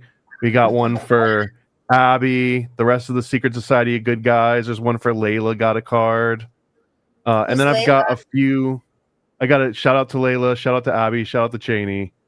And then I've got some of more that are like, I feel like we're actually important to kind of include in this set. So here's one is the Secret Teachings of All Ages by Manly Palmer Hall. I just got a card that kind of just represents it, and it's a research book card. And it just has like some excerpts and like a reason that you might want to read it in the back. Here's one to promote a different podcast, Reality Czars. There's some for different comics that I've published. Here's a Behold the Pale Horse by William Cooper that we were just talking about. Illuminati Yacht Club. Let me get to some more of the baseball ones too. This is Michelle Remembers. This is the book that started the Satanic Panic, arguably, was this book, Michelle Remembers. Here we've got one from Adam Weishaupt, and you can see that this is a Illuminati Legend card. These ones were made special for when we did the Illuminati comic. There's also one for Adolf Kinnegi, who was the second hand to Isaac Weishaupt. He's actually the guy that ran the Bavarian Illuminati. No one really knows, but like the VP was the one actually running the company. Then we've got Alex Jones, because you have to have Alex Jones if you've got a conspiracy card set. What else? We've got William Cooper. And then some more deep cuts. Ted Gunderson, also related to not just Iran-Contra, but I think he got pretty deep into like the Satanic Panic scandals. There's D.B. Cooper, the guy that robbed the bank and then got on the plane and no one knew what happened to him after that. Here we've got your favorite, right, Maryam? You like Jeffrey Epstein, the Islanders. We got Marshall Applewhite. This is the Heaven's Gate cult, the guy that convinced everyone to castrate themselves and then eat the applesauce wearing like the purple Nikes or whatever.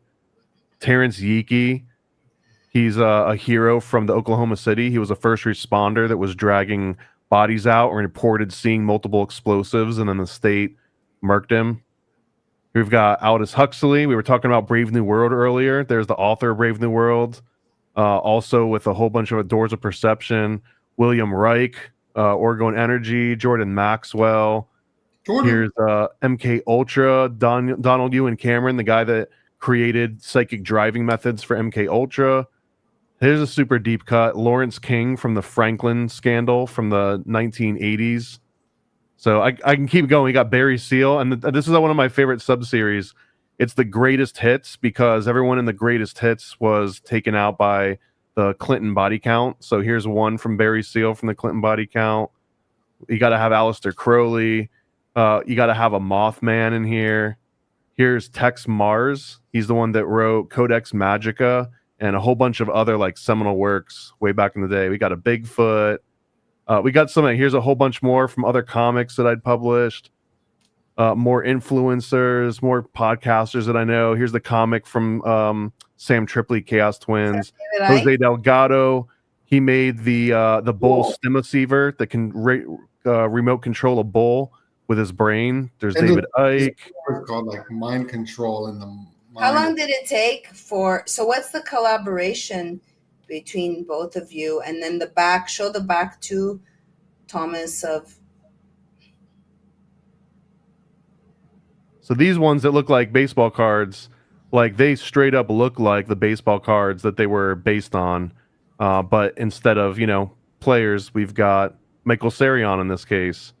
And then they all have like legitimate stats and information about like when they were born or what their credentials are and everything. The collaboration between me and Donut was that when I first started these conspiracy cards, it was really just like 10 card designs.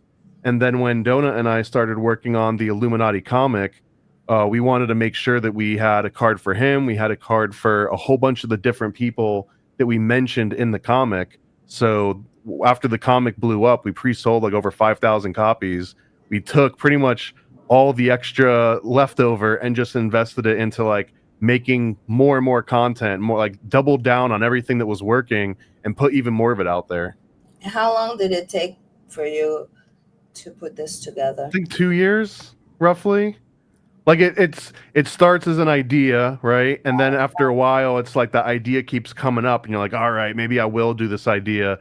So not including all that time, we made the occult calendar. We made so much cool stuff out of this one thing that it did so well. We're like, let's just keep making more and more cool stuff. Like, don't let it end. Yeah. This is probably the hottest one right here is the occult calendar. Where we have all the ritualistic dates to look out for. Oh, wow. I got mine on me all the time. Yeah. Oh, I want one of those. I'll send you one. Yeah, we got you. They're limited. There's only I only have I think 5. So this I've is got for like 2025 or it's universal for all years for forever? It's universal. So like if you look at any of these pages, it's what's called a perpetual calendar.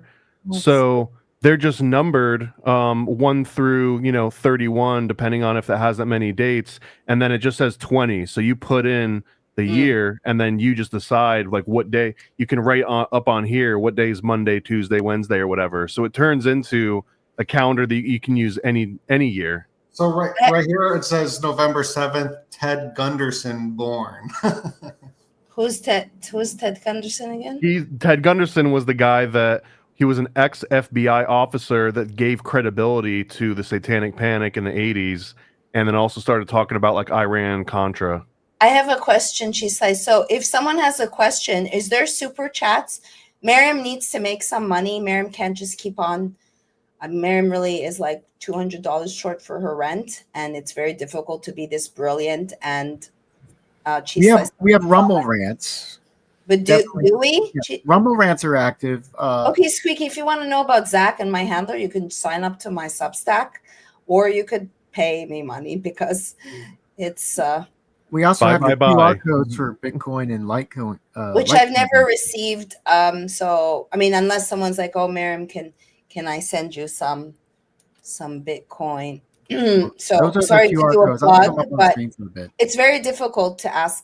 Like, it's humiliating, right? I don't know. It's like, oh, if you enjoy the show, please give a contribution. I'll ask for money all day long. I mean, I'd rather do it for me than do it for Dow Chemical or Taco Bell or Amazon or Target, right?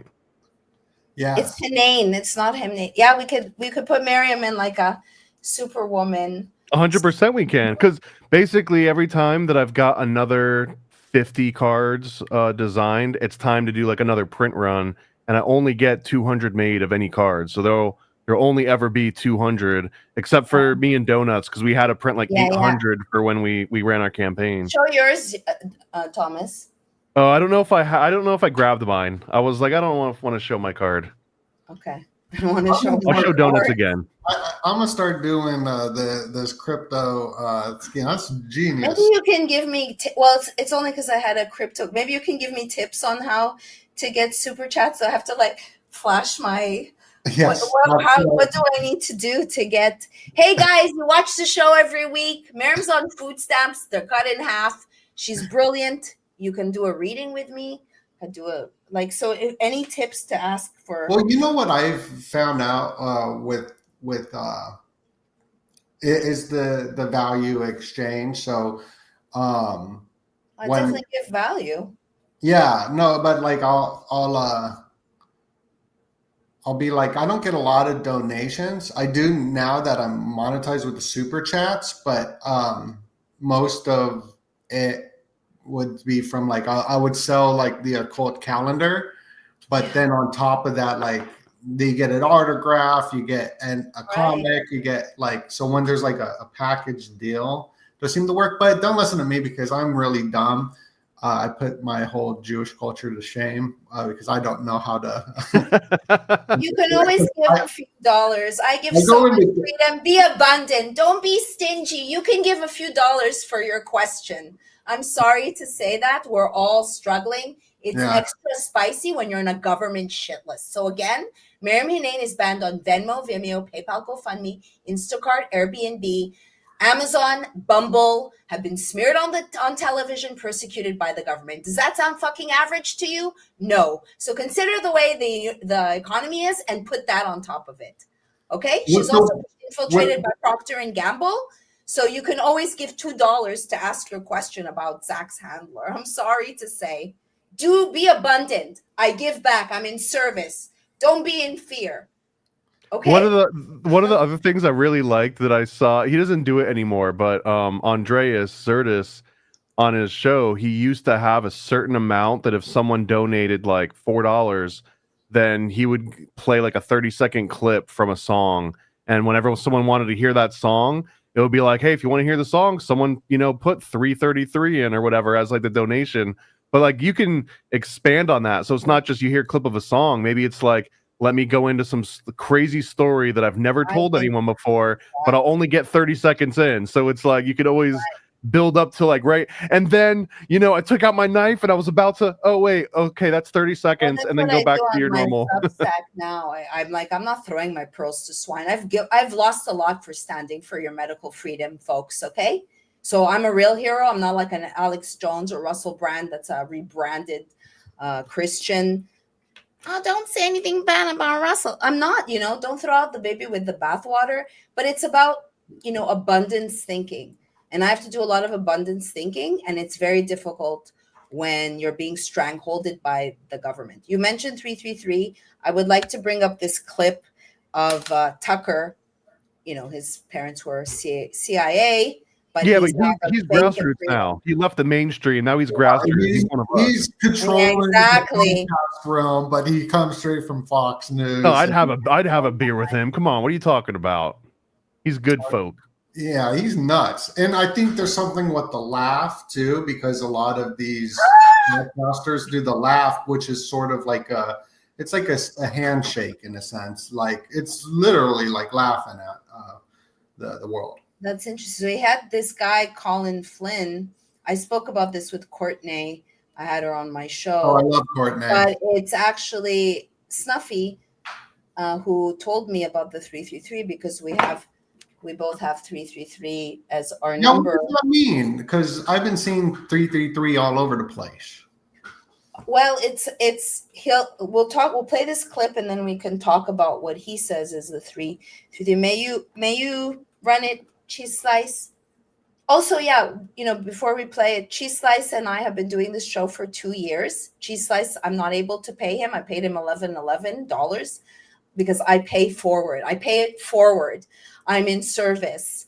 So for me, it's like I'm moving. We're all dealing with things. It's about you're consuming my show and you can give back.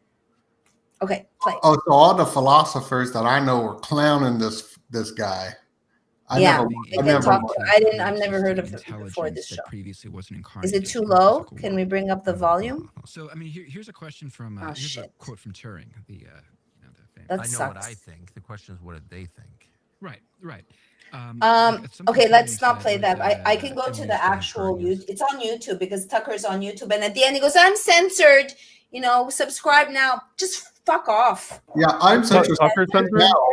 Monetized. You could it's just absolutely ridiculous. Like these creatures that were implemented through the mainstream collective, the push narratives and omit key aspects of information. It's just sickening.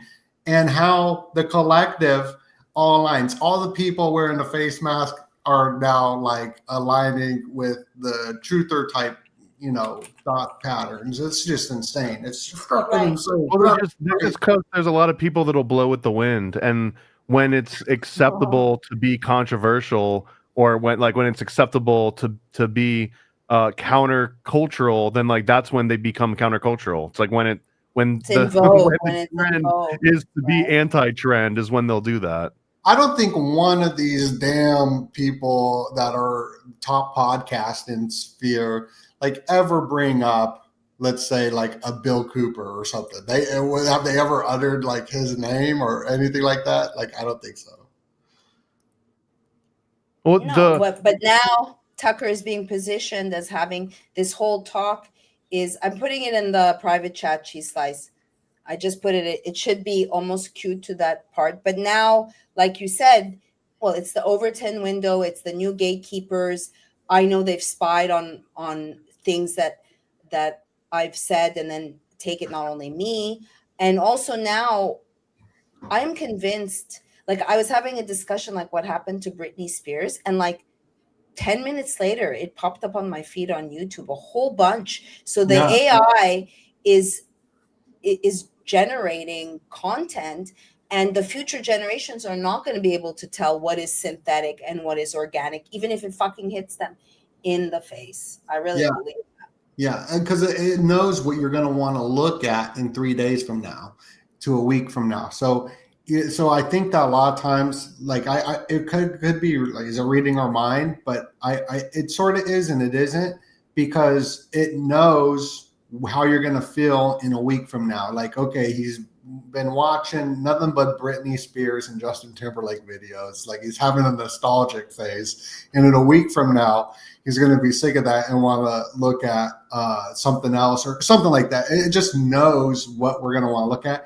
My whole algorithm, I can't even go on any of my social medias because every single thing is just Tucker Carlson, who I do not want to see his face, and his face is everywhere. Yeah, okay, but let's pull it up. Let's pull up Tucker. Show it to. No, I'm trying to find the timestamp. It's there. I've sent it queued up to you. 123 for. Do 123:40. 123:40. Oh, I'm sorry. I didn't send it to you timestamped. I'll do it again. My bad. I always have such an excellent time on your show. I do too. Yeah, and I think how you're very accepting, and I really feel like I could be myself when I'm with you. So I appreciate that. Thank you. Yeah, I encourage authenticity. And I hope that I would like to go on a panel and be with others, because I think you need more badass chicks, that are intellectuals that can prompt conversation and deep thought. Okay, that's not what I shared with you, Cheese Slice. I shared with you the YouTube link directly in the private chat, queued up to the spot, since this is. Hello? This is at 1 hour and 23 minutes in? Yeah. Okay. If you could bring it to 123:40, please. Are we listening for what Tucker's saying, or what this guy that he's got on is saying? He brings up the 333, and so Snuffy brought it up to me because 333 is highest form of intelligence. So I want to. I'll play it. He'll talk about it, and then we could discuss. 71 for Commentary Magazine. He was writing about the future of the internet in 1990. One of the most brilliant futurists. Really? Yeah, guys. And wrote one of the great books ever called Men and Marriage. Yes, and I should have said this at the beginning of it. I was initially a very heavy AI skeptic in terms of AI apocalypse stuff. Not necessarily AI in general, but just, people who think that AI will take over the world, I put on par with like the kind of late night Reddit reading of like people who think zombie apocalypse is going to happen. Where it's like, look, if this helps you sleep better at night to think of like weird scenarios, that's great. But I was like Han Solo. I'm like, no AI thing's going to get involved in my, could not have written off more. And in part because I'd read George Gilder's book about AI that came out a few years ago. And he makes the point that machines, as Turing says here, the machine can't really truly understand what it's doing. He says, I'll say it again, we shall not go any further into the nature of this oracle from saying a machine can't do it. And so I stopped there. What a lot of people are concerned about and what Silicon Valley is seemingly getting up to, okay, so a machine can't be aware of what it's doing. If there is such a thing as demons, angels, spirits, as Aleister Crowley called them, disincarnate intelligences, not artificial intelligences, but disincarnate ones, what are we, could those things... Disincarnate meaning intelligence without a physical body. Yeah, could we be creating a physical body for the demonic? And with Nick Land, one of the things that was the most chilling things I read that really I was like, okay, I have found a horror story, is the 333 that was his, I think it was like his profile picture or something like that. And why was he into 333? Well, I found out, reading his old tweets, 333 is the highest intelligence in the universe. And I found out that it represents this demon Karanzan.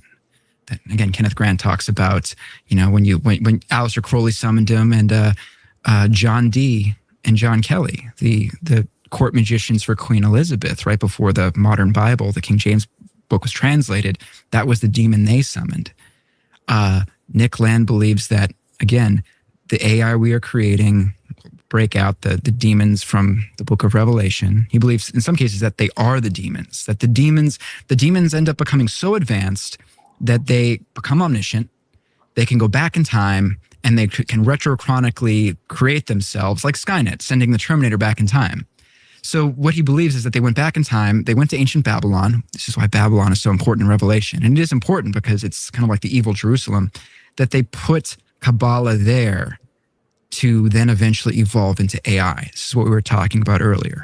The demons, again, I always say, Tucker, if this sounds crazy he's just talking about, this is so annoying because they're putting this stuff on the mainstream that the homuncologist Juan was talking about. Like, we all in this field talk about so many different things, and now they're like bringing it to the perspective simplified version.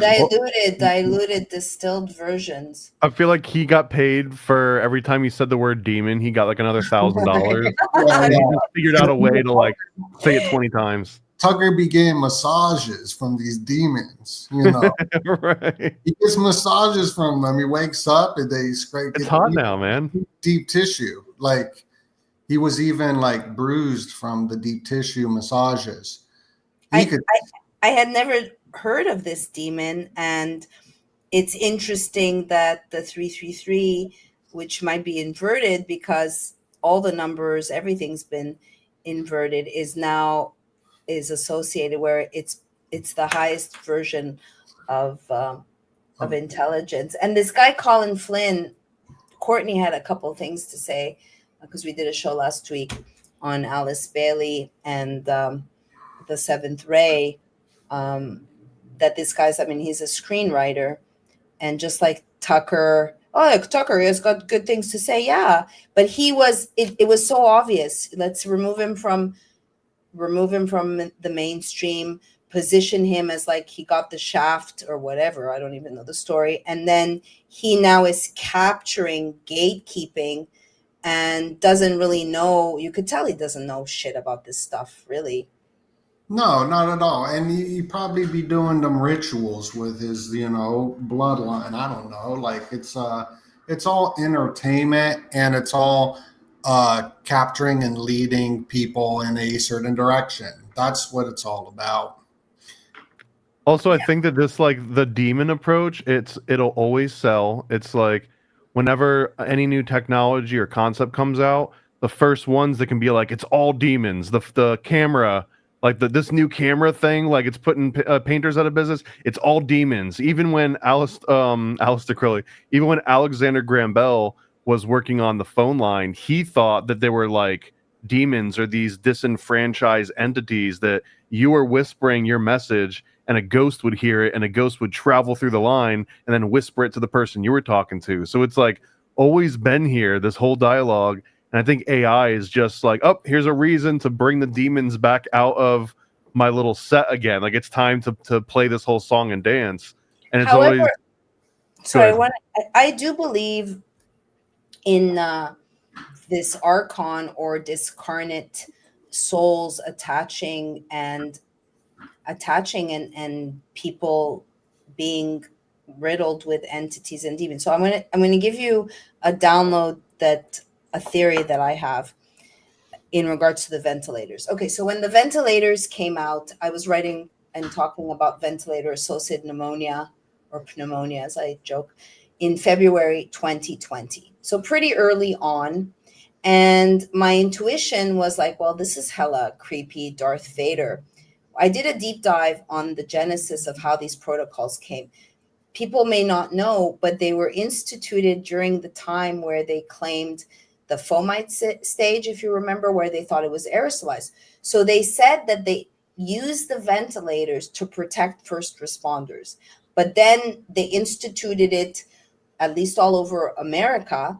What happened is people, doctors, whatever, don't know how to calibrate these ventilators. I think from a transhumanist agenda, they were practicing or doing an experiment on keeping people mechanically alive. Now, in the notion of consciously dying, that if you die traumatically, or there is a conscious way to die where if you're intent on not coming back or not going to the light of the tunnel, which is another story. So if you die on a miasma of drugs, you're kind of in the bardo. So I think I do believe in demons or entities. They go through the drugs. People, I mean, I see people who drink. I don't drink. I could see their creepy crawlies. They're not embodied. So you could argue that there's a shitload of souls that have died in a fog that could be in the bardo and that are glomming on to others through fentanyl, through meth, through whatever. So that's my theory. Yeah, I'll be thinking about that all the time. And now with the invention, which actually is kind of old, but the cyberdelic hallucinogens of using technology to have mind-altering states of consciousness. This was the next frontier of Timothy Leary, who said, tune in and drop out. But his next quote that he was saying was plug in and trip out on these cyberdelics. Like that's also it. So think about in the future or even today, people on their phone.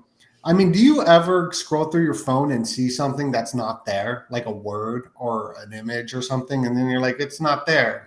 Well, at least I'm doing it. Maybe I'm on the cyberdelic phase where I'm looking. Give me an example. What do you mean? So I'll be scrolling and then I'll see like a word, like Paranoid American. It'll pop up. I'll see that word, but then I look at it and it doesn't say that.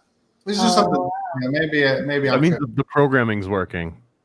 The programming's working. But cyberdelics will also, would that be an entity as well? Because you got people who take peyote and they all see the green dancing man or something.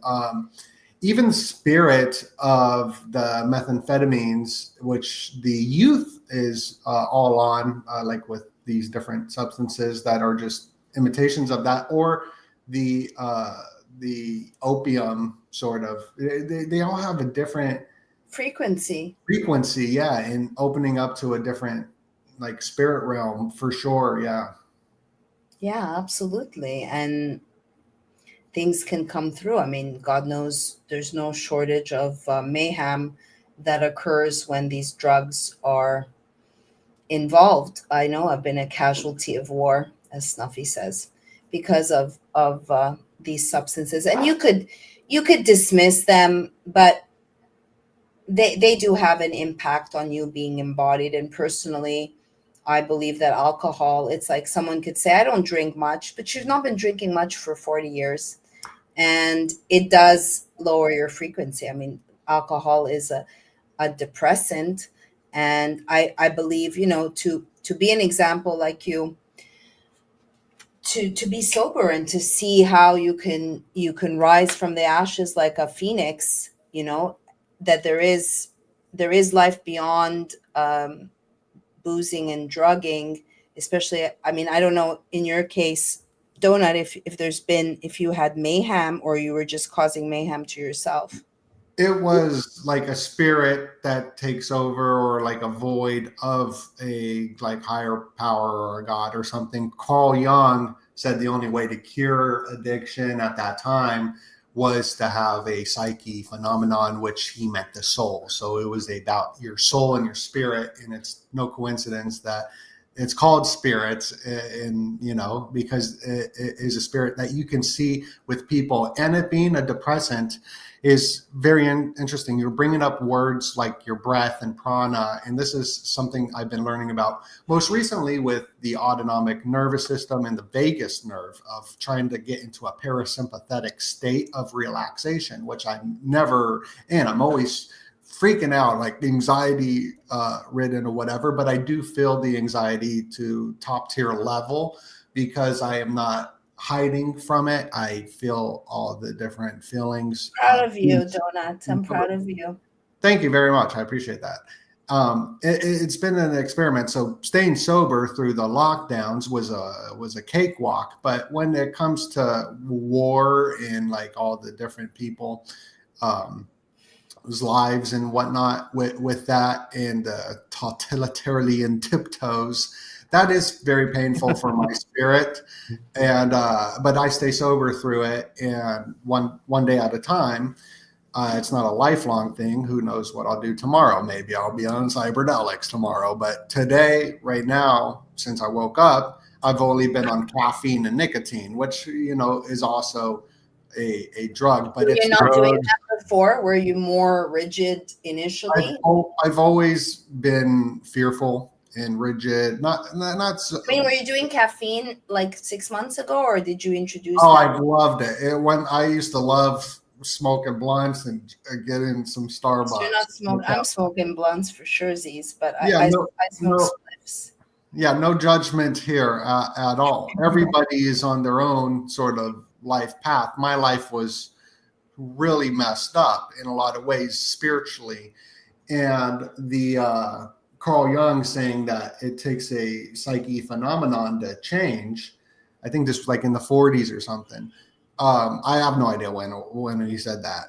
Maybe later. I don't know. But it is something to do with a spiritual realm, which makes me super open that not only that the substance abuse is like some sort of spirit, but also to overcome that also is a spiritual matter as well. But alcohol goes straight to the liver, so it's energetically connected to emotions. So the number one reason why people drink alcohol is because of resentment, which is the refilling of a scenario, which I do get into these resentful states where I just replay this emotional thing of how I'm gonna, like, who I'm gonna slap, like, or whatever, over and over again in my head, right?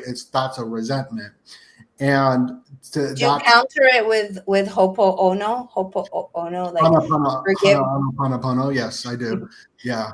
Ho'oponopono, for who don't know, is a Hawaiian saying, I believe, where it is, I'm sorry, thank you, I love you. Please forgive me. Yes, that was very beneficial.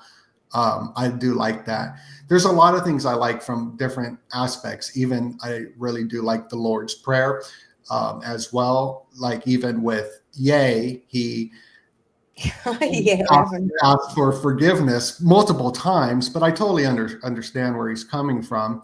So I forgave him, but that doesn't mean I forget or that I'm going to allow him to hang out with, my family or anything like that. But I do forgive him because you don't know someone's spiritual path, where they're at in life, and that's or the detours that they have to take to learn the fucking lessons. exactly that too. And who are we becoming? And that's why I do love this Lord's Prayer, because it's forgive us our trespasses as we would like them to, trespass against us.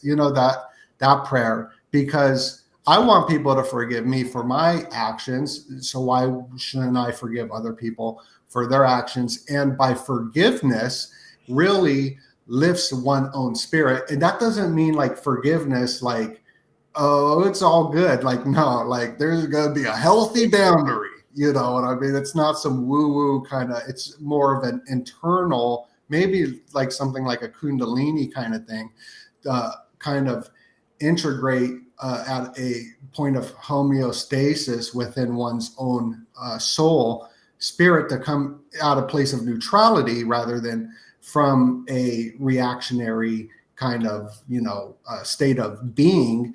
And the sobriety is all energetic levels. There's this writer who wrote this book called Power versus Force.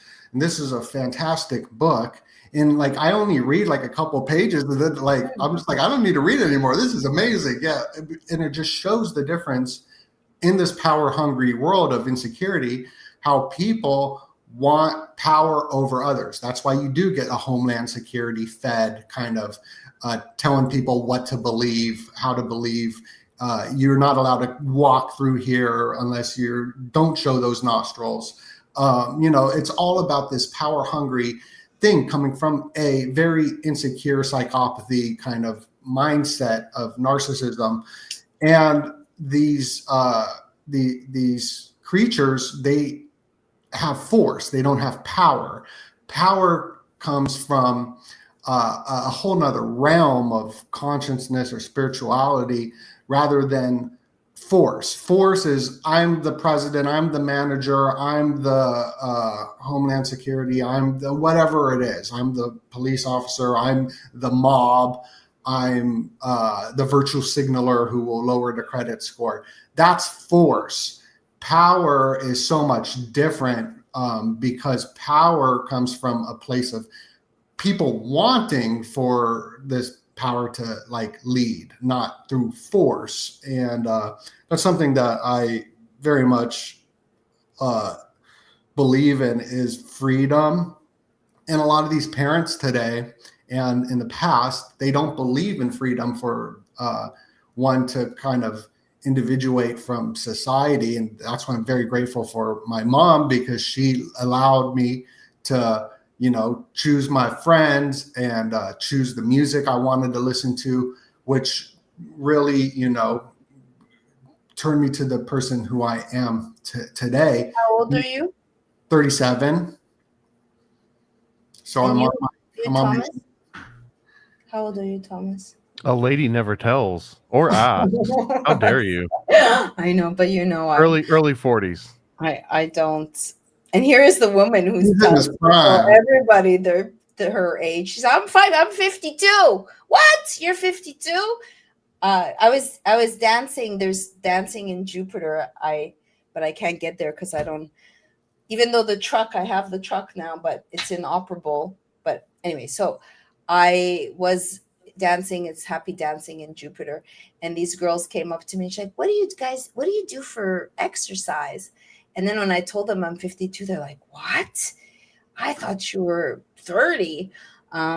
So age is a number, and this is our body temple. And instead of corrupt it, like someone made a comment about self-respect, it's really finding your way. And if you've been on substances for such a long time and it messes with your psychology or causes breaks or allows or invites demonic interference, it might be an expensive train ride home. Yeah, and I'll be very interested to see the psychological effects of the Ozempic, because when the Monster energy drinks came out, everyone was like freaking out about that, what kind of like spirit would enter, when I was like a teenage, like middle school, like energy drinks came out, but there was a precursor to that in elementary school with Surge. Surge was like the precursor probably to a Monster Energy drink. But now we have Ozempic, and I've been thinking. Isn't Ozempic for weight loss? It is for weight loss, yeah. So like, like it's a fairly new kind of thing that a lot of people are taking. So it'd be interesting to see what's going to happen with that too. What are your views on? I get offended if someone's like ayahuasca or bufo, if they call them drugs, where I think it's a medicine and it's sacred. It's become very, let's say, commercialized. So a couple weeks ago, I had Yashpal, who's a physician and a medicine man, and he's in Costa Rica. And for anyone out there, he's actually coming to do ceremony in West Palm, where I am. So if anyone is interested, like for me, it's toad medicine, and I don't see it at all as a drug per se. So it puts you in your heart.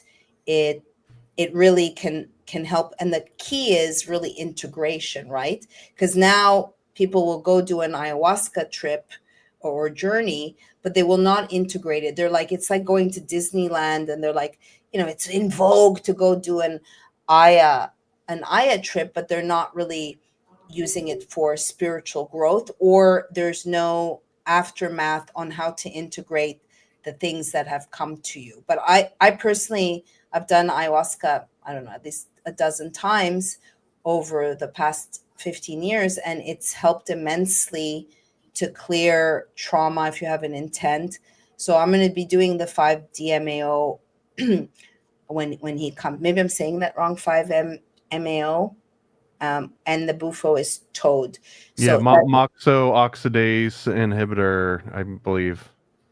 Yeah. So that's the 22nd to the 24th. If anyone is interested or gets a call, because to me it's like, fuck yeah, I've gotten a lot of healing, especially in the heart, from those medicines. I got a hot take on this a little bit, because I've talked to lots of different people through my podcast and just like out in real world and meet space, like actual live human beings, like conversations with them, especially pre-internet. And have you ever heard of something called the noble savage fallacy? And if not, a noble savage fallacy is kind of like a white woman right now thinking back about the Native Americans and like, oh my God, this land probably would have been so beautiful.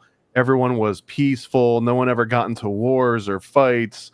Like the Native Americans were just so precious. And it's like, they also had slaves. They scalped people. They enslaved each others constantly. Like they had warfare. They had horrific, essays, like everything that we have now in culture, except for maybe like fentanyl, like they probably had back then. Like all the vices of human nature existed in every single. So there's this concept of like the noble savage, and this starts to leak into these like ayahuasca retreats, or like, oh my God, you have to go to Central America, or you have to go to Colombia, and you have to do these steps. You got to drink this, and you got to throw up, and then the old lady has to come out and hit you with the palm fronds, and they got to burn sage. Like there's these rules to it, and I feel like this is an unjust form of gatekeeping, that just because a certain flower or plant only existed when it was discovered in one certain region, that doesn't mean that region gets to dictate to the rest of humanity,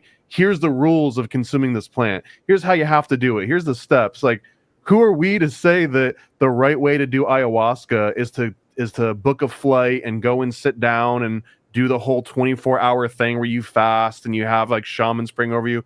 What if you just get a DMT pen and you chug a 2-liter of Mountain Dew and you play GTA 6? Like, who's to say that you can't? Who's to say that you can't have a same consequential spiritual breakthrough without all these extra rules and like, I got to book a flight and I got to talk to a shaman? Like, who's to say that you couldn't independently, playing GTA 6, chugging a 2-liter Mountain Dew, you hit your DMT vape pen for the 7th time and you're just like, oh my God, I don't think I ever need to drink alcohol anymore. Oh my God, I've been mistreating people my whole life.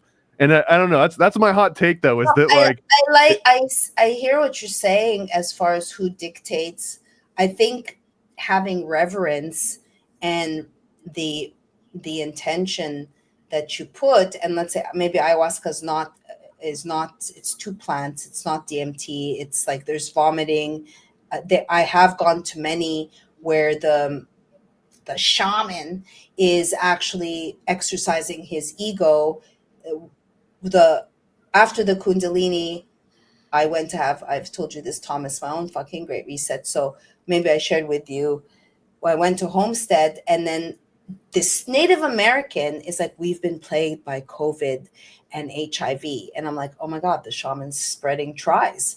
What the fuck does he know? Where's this ancient knowledge where there's a dilution? And it's like going on a safari. And there was one guy, he drove me back from the dancing, and he said he had gone to an ayahuasca. And maybe, yes, I'm a spiritual snob. He was jabbed. He was like kind of a pussy man. And he's like, oh, so I had this session, and the shaman came and he put his third eye against mine, and I saw a snake, and I was telling him about the Kundalini. And I said, well, you need to go within, and I can give you my interpretation. So he's like, what do you think about, what's your take on this reincarnation thing? And I said, well, it's a real thing. And he's like, so will I have to come back? And I said, basically he was treating the ayahuasca as like just in vogue, a safari, not having respect and reverence. So I think that's the difference. For instance, and with ayahuasca too, this was outside, but I've gone to a lot of places where they force you to stay indoors instead of like under the stars or go outside, which feels fucking wrong to contain you. There was one ceremony where I'm an adult and I've done this before. She took all the phones and all the keys, the car keys. And I took offense to that. Like, people are children, and maybe they are. So what's your take on that, Donut, as far as it being a medicine versus a drug? Oh, sure. I mean, if we go back to what medicine is, it's like different plants and herbs and spices and all that. And this psychedelic stuff goes back to a long time. Like, I was doing some research on Allegro and whatnot, and talking about the mushroom, and just diving deep into all that different stuff. And even in the early stages of recovery programs, they were thinking of using LSD and other stuff like that for hopeless cases of like homeless people that were just out there to, move them. I'm coming from a substance abuse mentality of staying sober from every mind altering kind of chemical, or I call these belief changing chemicals. Not chemical, belief-changing plants. And I mean, even let's say the heroin, that comes from the opium from the earth, right? Like, so there's so many different things where it could be like a medicine. Like, if you're like in so much pain, you just had surgery, scoliosis surgery, like, what's wrong with taking some medicine, for something like that? But then it gets into this fine line of, who is the person taking it? Where are they at in their journey of life, where it could be a very dangerous, slippery slope for some people, but for some other people, it could be a spiritual type, medicinal kind of thing or whatnot. So where I'm coming from is on this level of not taking anything or whatever, but that doesn't mean That's interesting.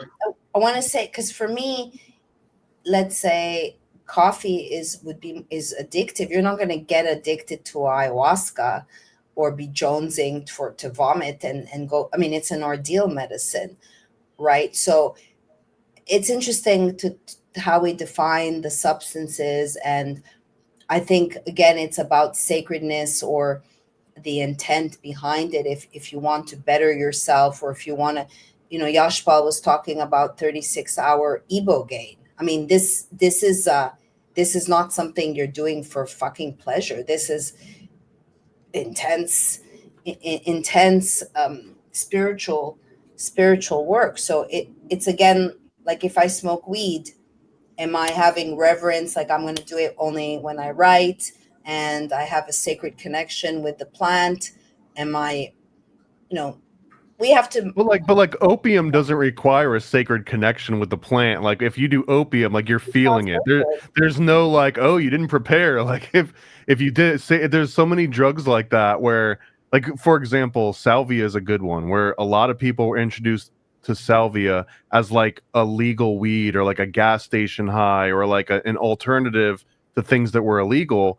So there's absolutely no reverence in that. But once you get your ass kicked by salvia, like it teaches you reverence. It teaches you the respect that like the next time you go and do it, you're not just gonna like fly in and not care about it. But there's certain like a fentanyl addict doesn't have to have reverence for the fentanyl, and a crack addict doesn't have to have reverence for the crack. I'm making a distinction where those are drugs, and I'm making a distinction with something like an ayahuasca or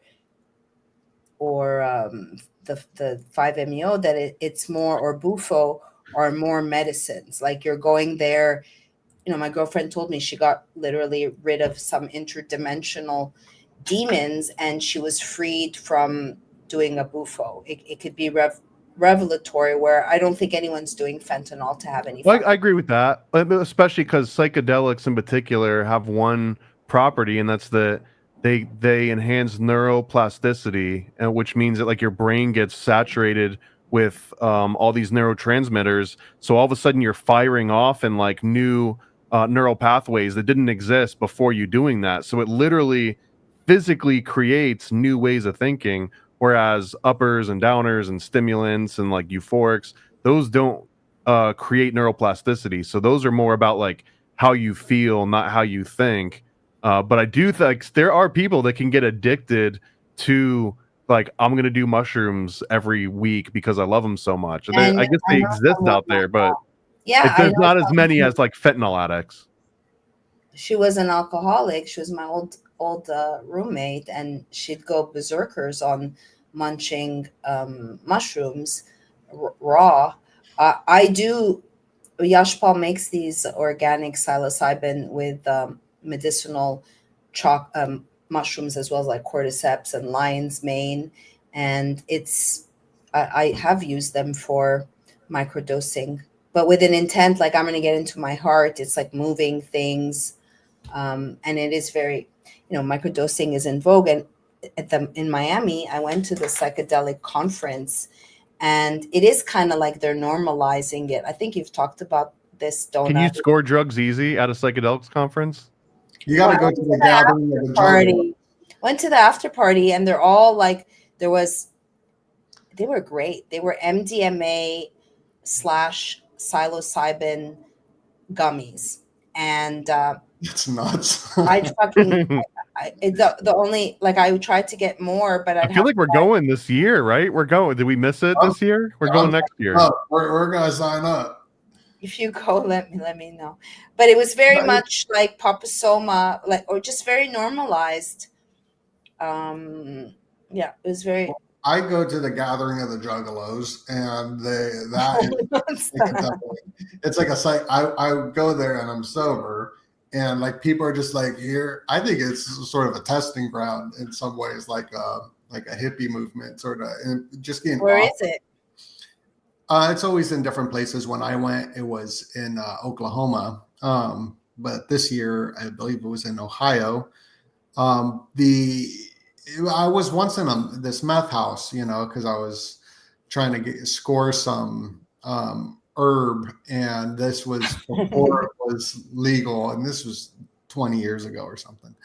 And everybody, it was all these clouds were everywhere. This was in the hood, and I should not have been there, but that's kind of where. Which hood? What city? LA? Phoenix. Oh. And I'm from the suburbs, but I'm there because this was a different time before it's legalized now, cannabis, and and we were there, great deal, but there were clouds of this meth smoke all over this place. It's sad enough, the lady that ran that operation out of wherever it was, she was murdered. It was very sad. So it's like, that's kind of that world. And but I remember getting a secondhand high from it, and I liked it so much that I never even went near that stuff because of that. And I don't know why I brought that up. It just sort of like something that was popping up in my head. Have you ever seen the film Beavis and Butthead Do America? I'm anti Beavis and Butthead, but so no. Okay. I can't stand them. Yeah, well, so in this movie, they do peyote, and it looked awesome. There's Rob Zombie music playing. There's all this stuff. I always wanted to do the peyote because of this this film, which I've never done, but they throw up too. They do get sick when they do it. Yeah, I wanted to say that I was invited. They're divorced now, but they were getting married in Joshua Tree by Lakota, and they created a teepee and it was, the wedding started at 6 and ended at 6. It was a fucking 12-hour.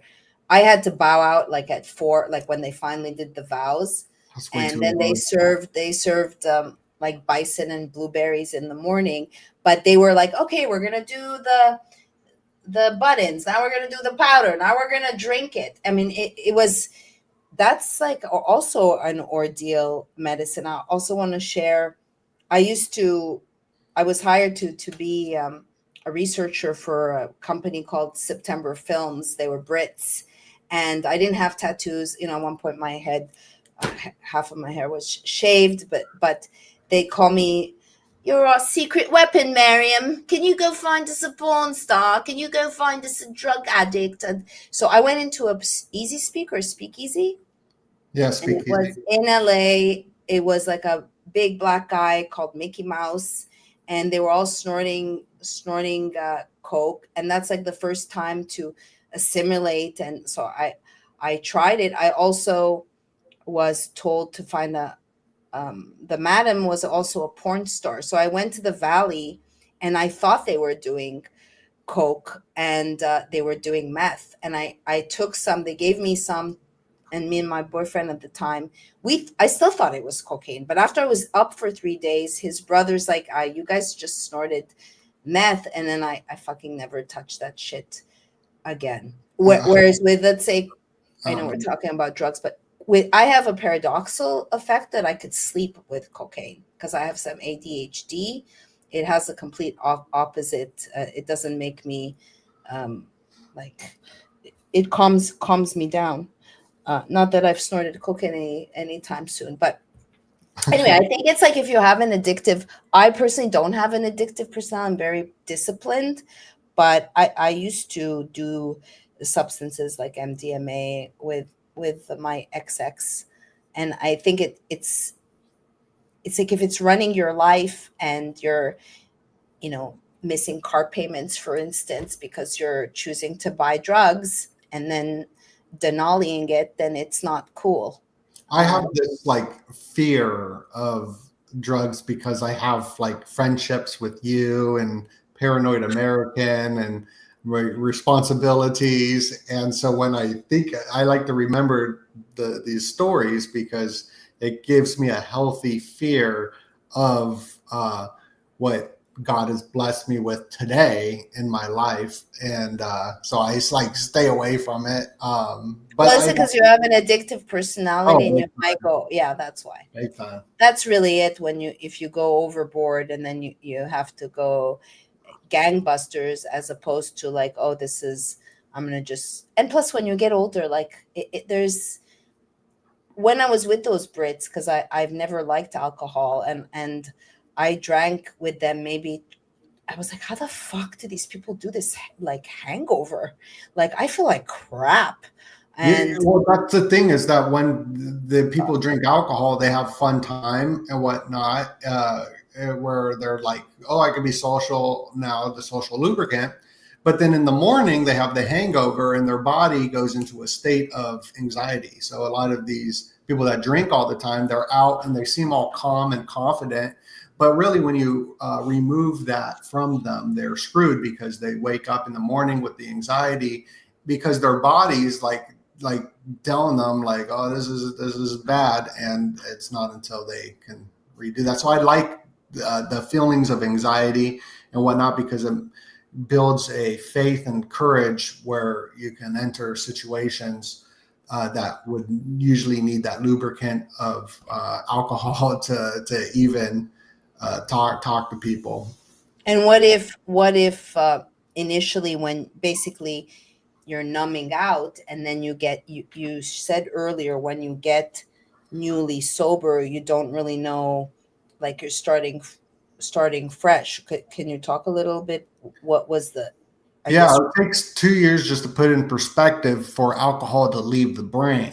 So like, wow, it takes a long time. How about a bunch of substances? If you're doing coke and meth and who the fuck knows what? Who knows? Yeah, I don't know, but that really puts stuff in perspective for me. That on my journey, that like, look, everything's not going to change. I'm still broke. I'm still in an apartment. I'm still, and that's fine.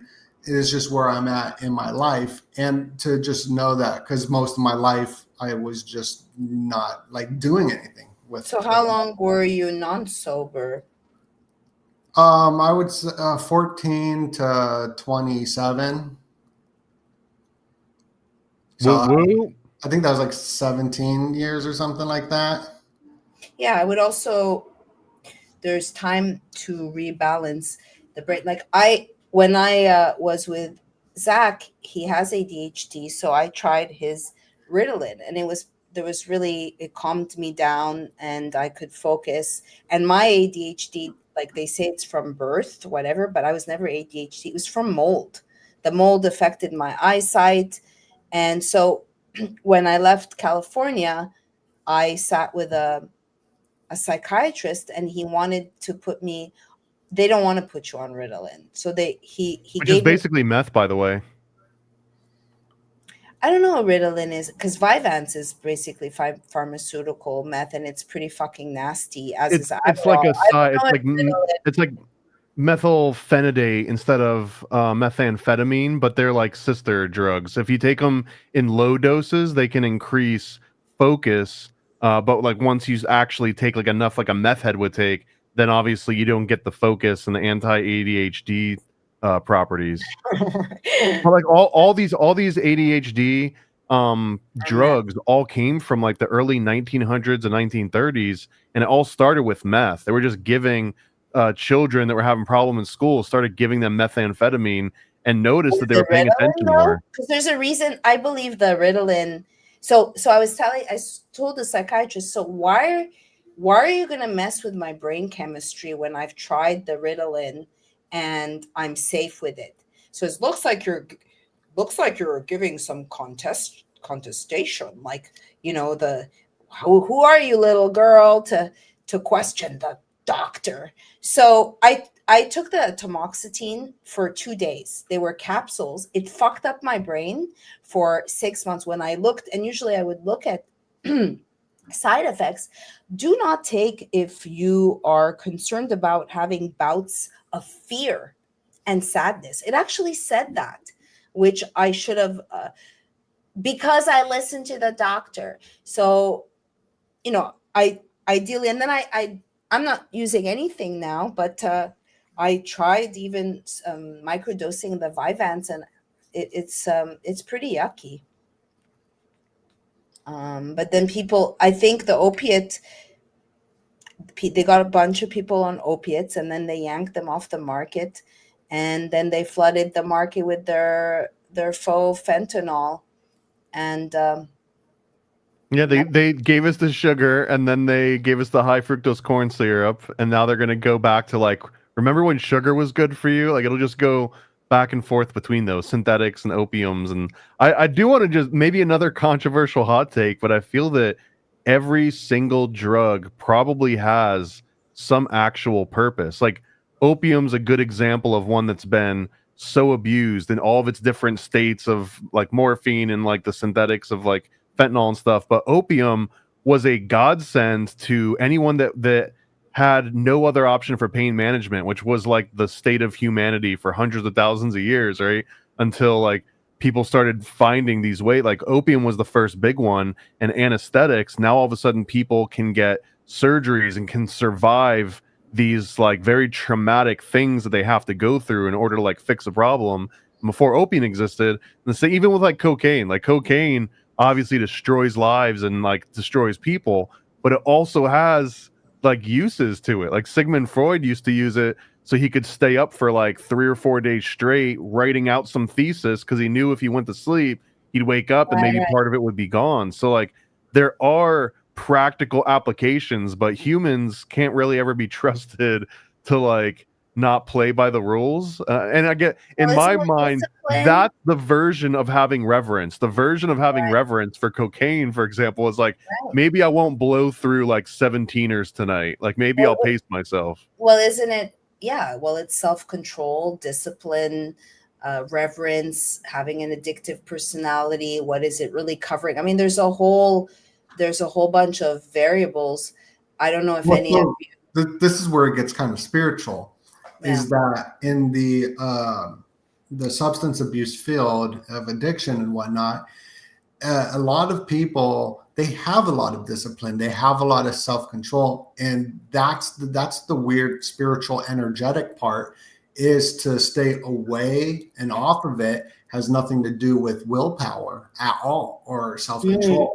It's more of an energetic spiritual release of letting go of everything, in the sense of emotion, of outcomes, of different things. So it's strange on that level. Well, too. isn't it, if you don't want to feel and you're numbing shit out? Of course, if you're doing meth, it's fueling, and then it will fuck up your adrenals, and then so you keep on doing it because it's sustaining you, and you know that if you stop, you're gonna crash out, and you're facing a period of adjustment, and I don't know how you come to the point of like, I'm done, I'm better than this, I'm not gonna let these fucking drugs control my life and wreak havoc on other people's lives. Yeah, that's the rock bottom. You got to hit a rock bottom. And well, how is how do you do? I think you're at rock bottom. You're still not at the bottom, really. No, yeah, it's sometimes the rock bottom for people could be death, or so it's different. Yeah, I mean, you'll stop then. At least you'll stop whatever you were addicted to. But some, like my rock bottom was different than some of my friends who were just like homeless and suicidal or whatever. That could have been their rock bottom. But some people's rock bottom could be like, I this isn't what I was planning on life. I want friends, or this loneliness thing. So it's different for everybody. And even there's people that get sober at like very young age, and that was their rock bottom. Maybe they got in trouble and they're like, I don't want to get in trouble anymore. Got detention one time, like never again. So it's just so many. Everybody's an individual in a different stage of where they're at in life, and but it's that sick and tired of being sick and tired of whatever that is in someone's life, and everybody's different, And I mean, let's say the 5-MeO, which is Josh Paul talked about with getting people working with addicts, as opposed to going through a treatment where you're being given Suboxytrone or whatever the methadone, which is still part of Rockefeller medicine, which still can lead to addiction. Like, Maurice, the guy that was with George Floyd, he was a drug dealer, right? He calls me from jail. I have inmates calling me from jail. I'm so proud of him, as far as like I see his development of like really wanting to take all this self-help and have self-reflection and be really calm. I'm really proud of you, Maurice.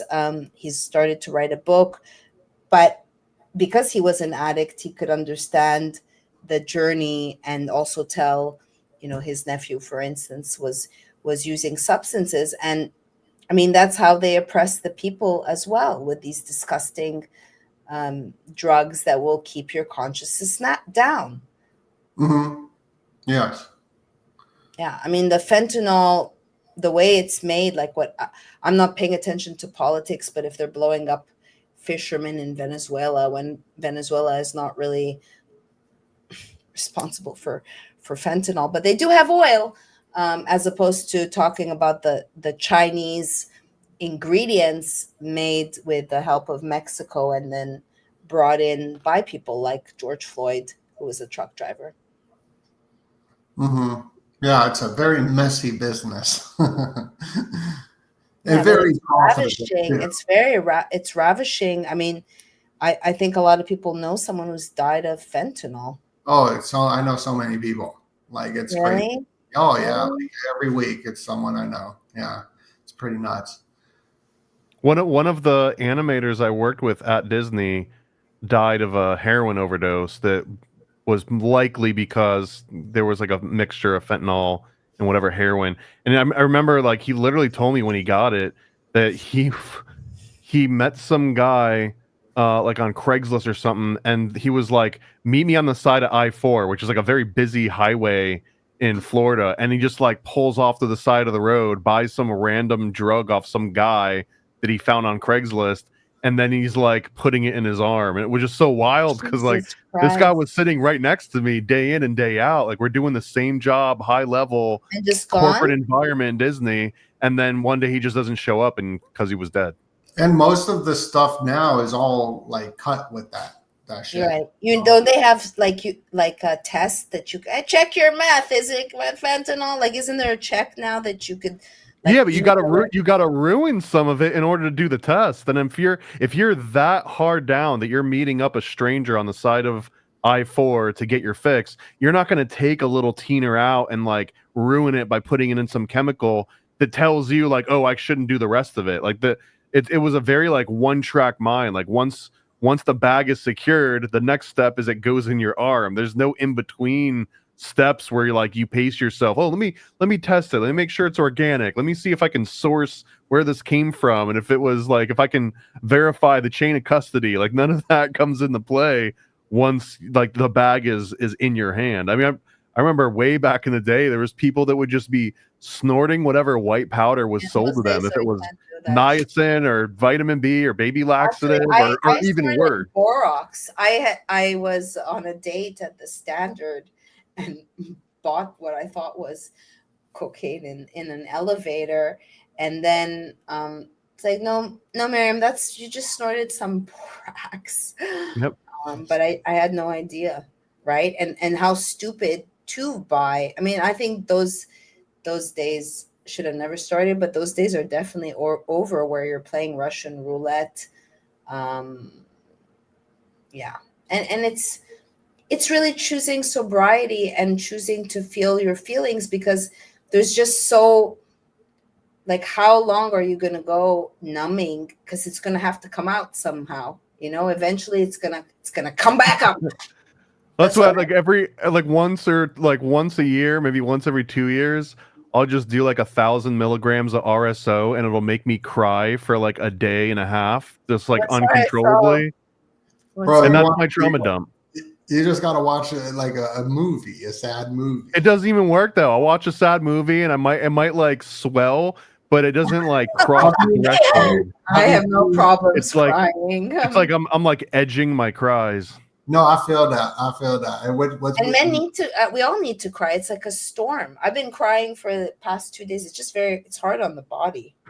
Well, that's the thing with women are more emotionally intelligent when it comes to that, and men, we kind of bury it in a sense a lot. Yeah. So when I get the opportunity of a good film, or I can let it out, it's a good thing, but it's very rare. It's the No Nut November, but this is No Cry 2020s.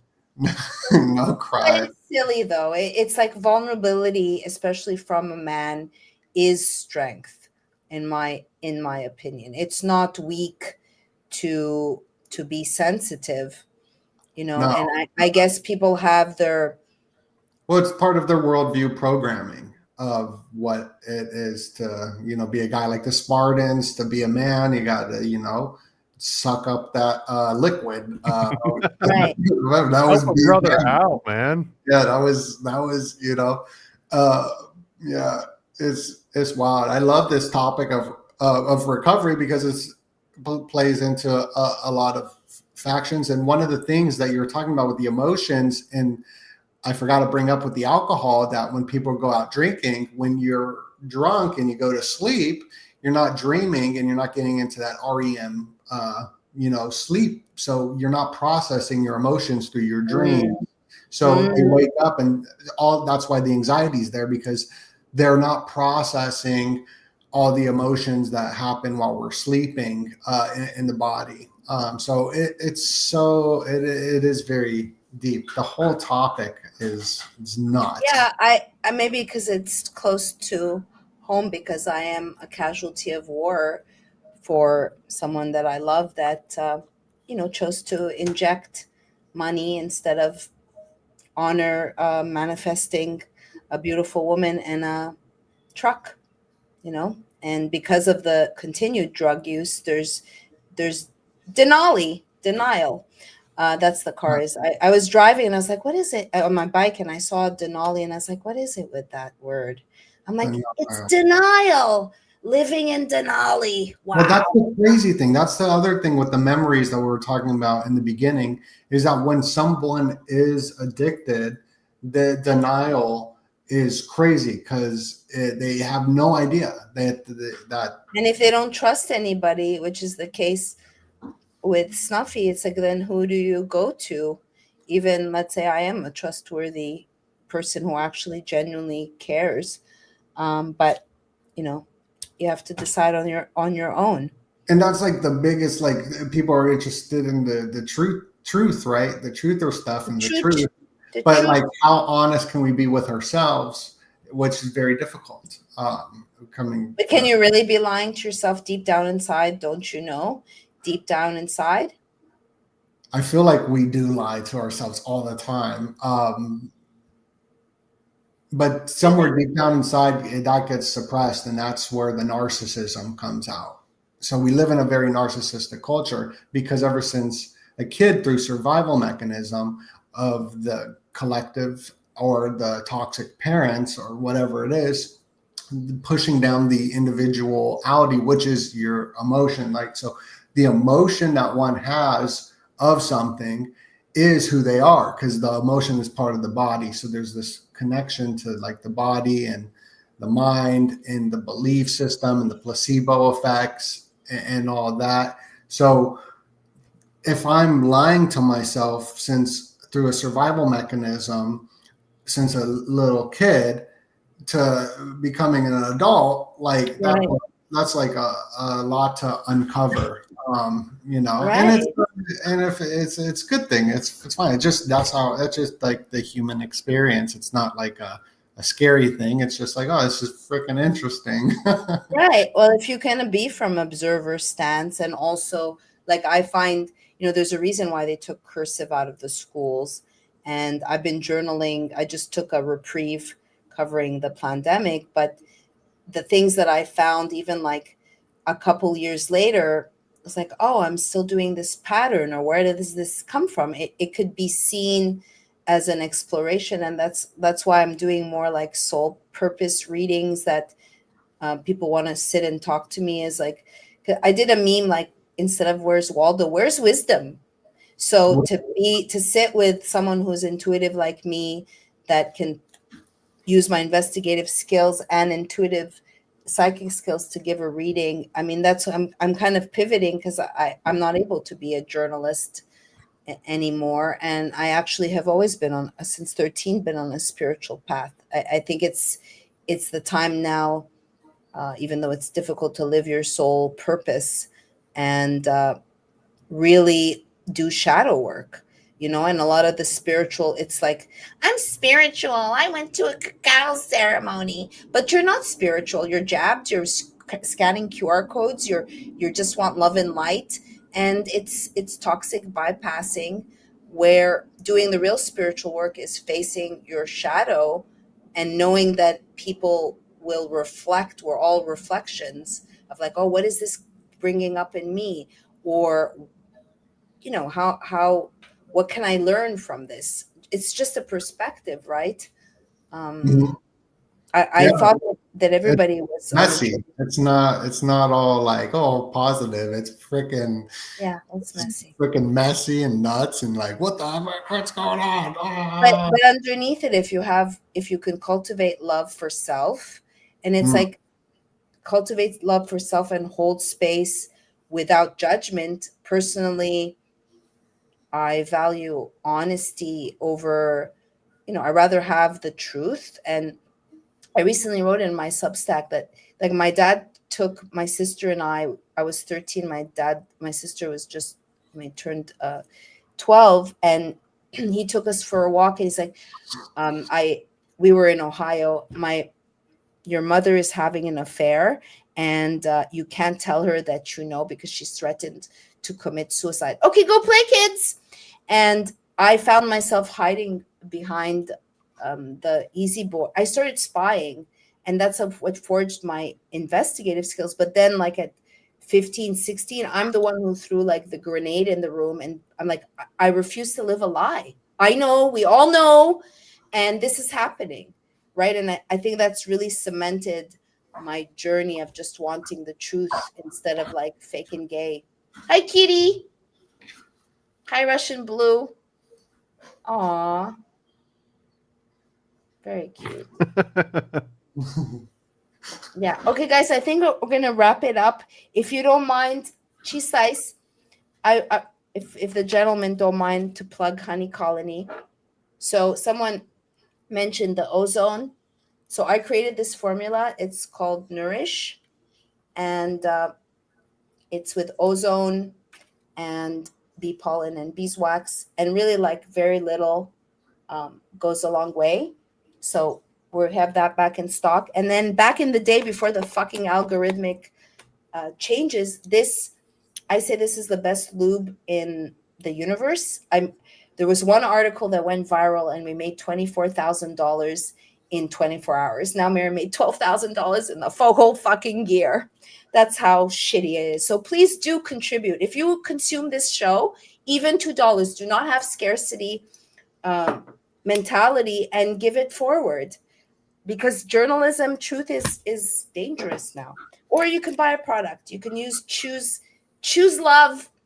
I think it's choose love.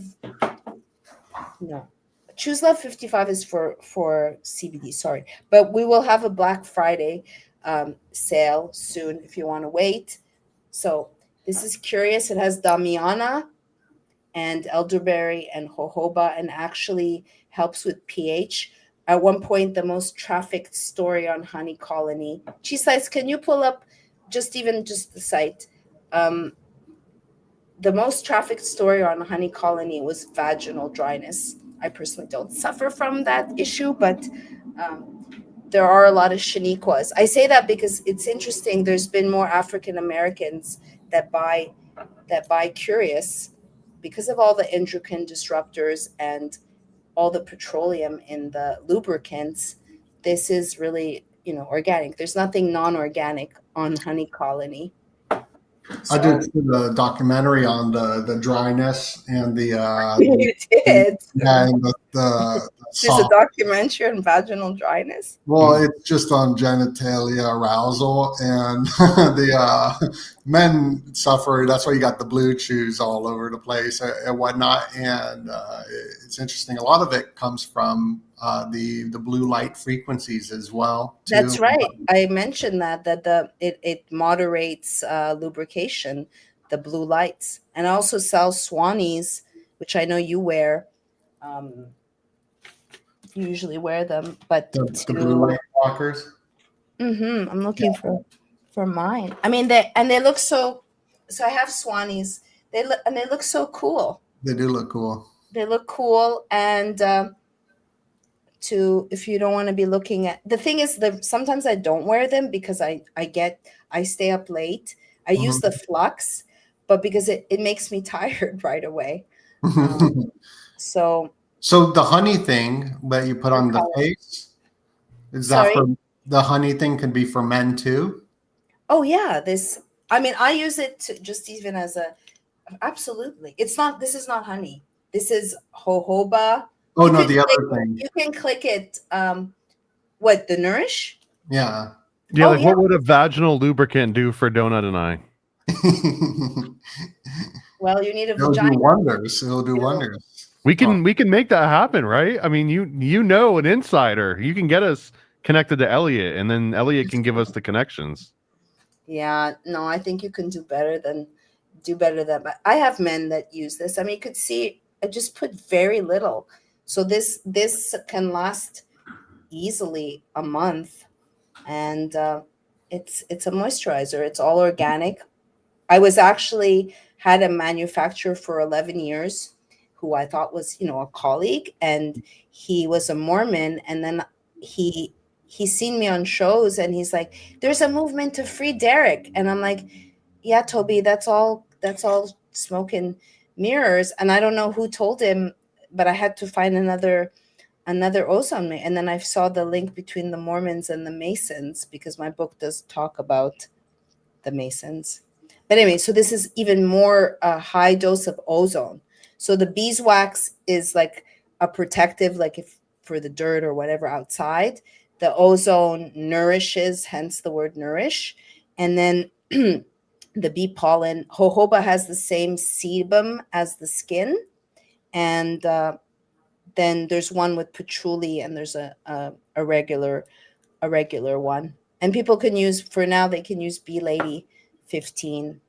And yeah, I mean, now all the conservatives, manifest the vagina.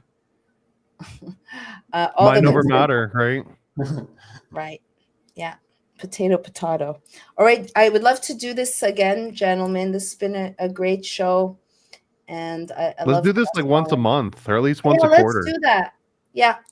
I would like that. Maybe cheese slice I've talked about doing on another day.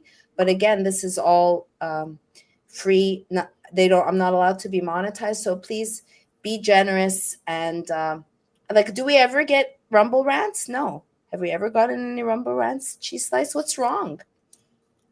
I don't know if I've ever gotten a Rumble rant.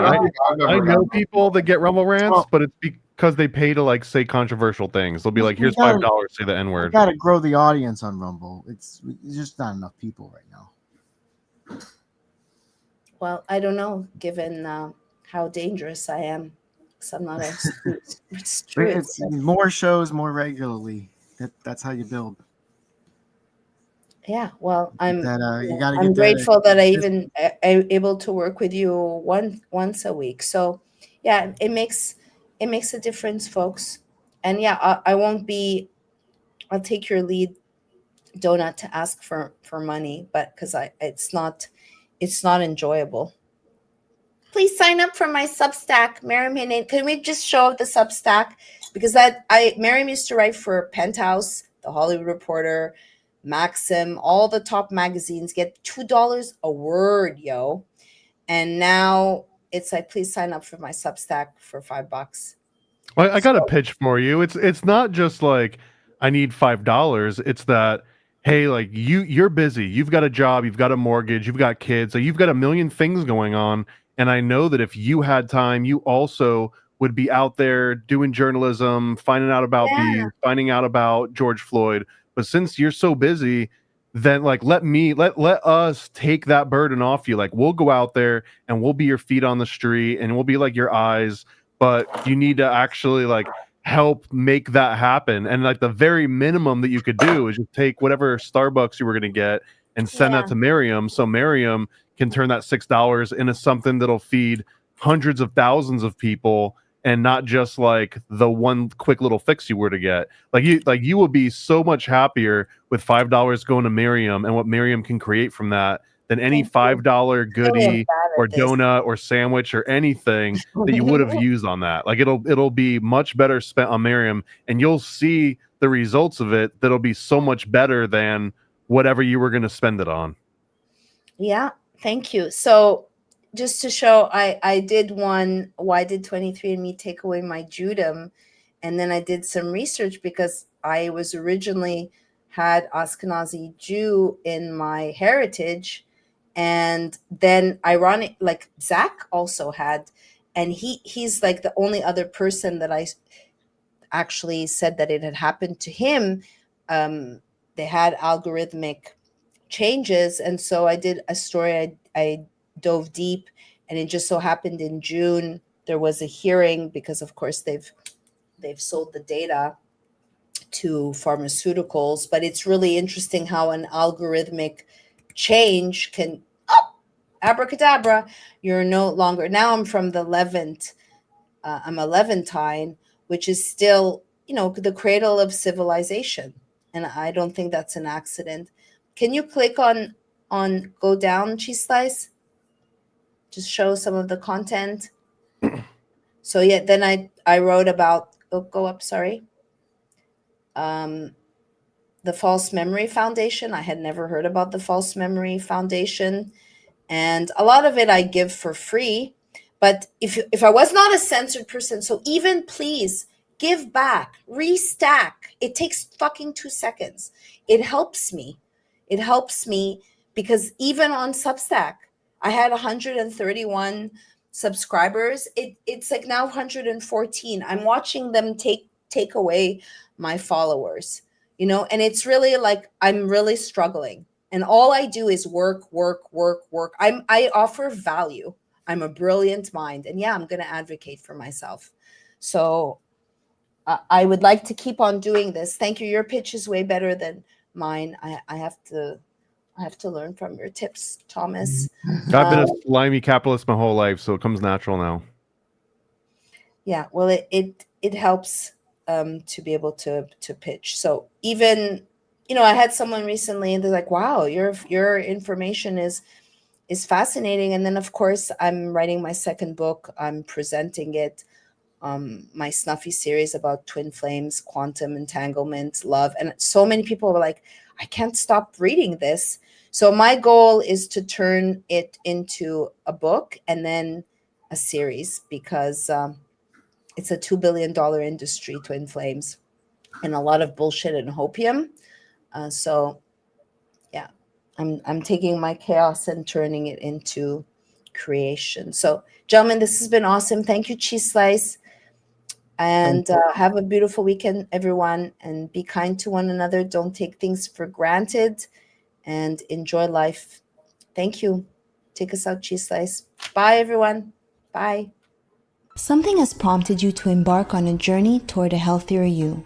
Perhaps it was a health scare, or the chemicals you want to avoid in conventional foods. Or maybe you simply want more energy. But with so many different types of diets, lifestyle disciplines, pricey supplements that claim they antioxidize your life, and vendors that are more interested in their bottom line, who can you really trust? Honey Colony brings people together who want to optimize their health through trustworthy information and top-notch products. We bring together quality vendors, renowned nutritional experts, and health-conscious people. Learn, share, and shop health.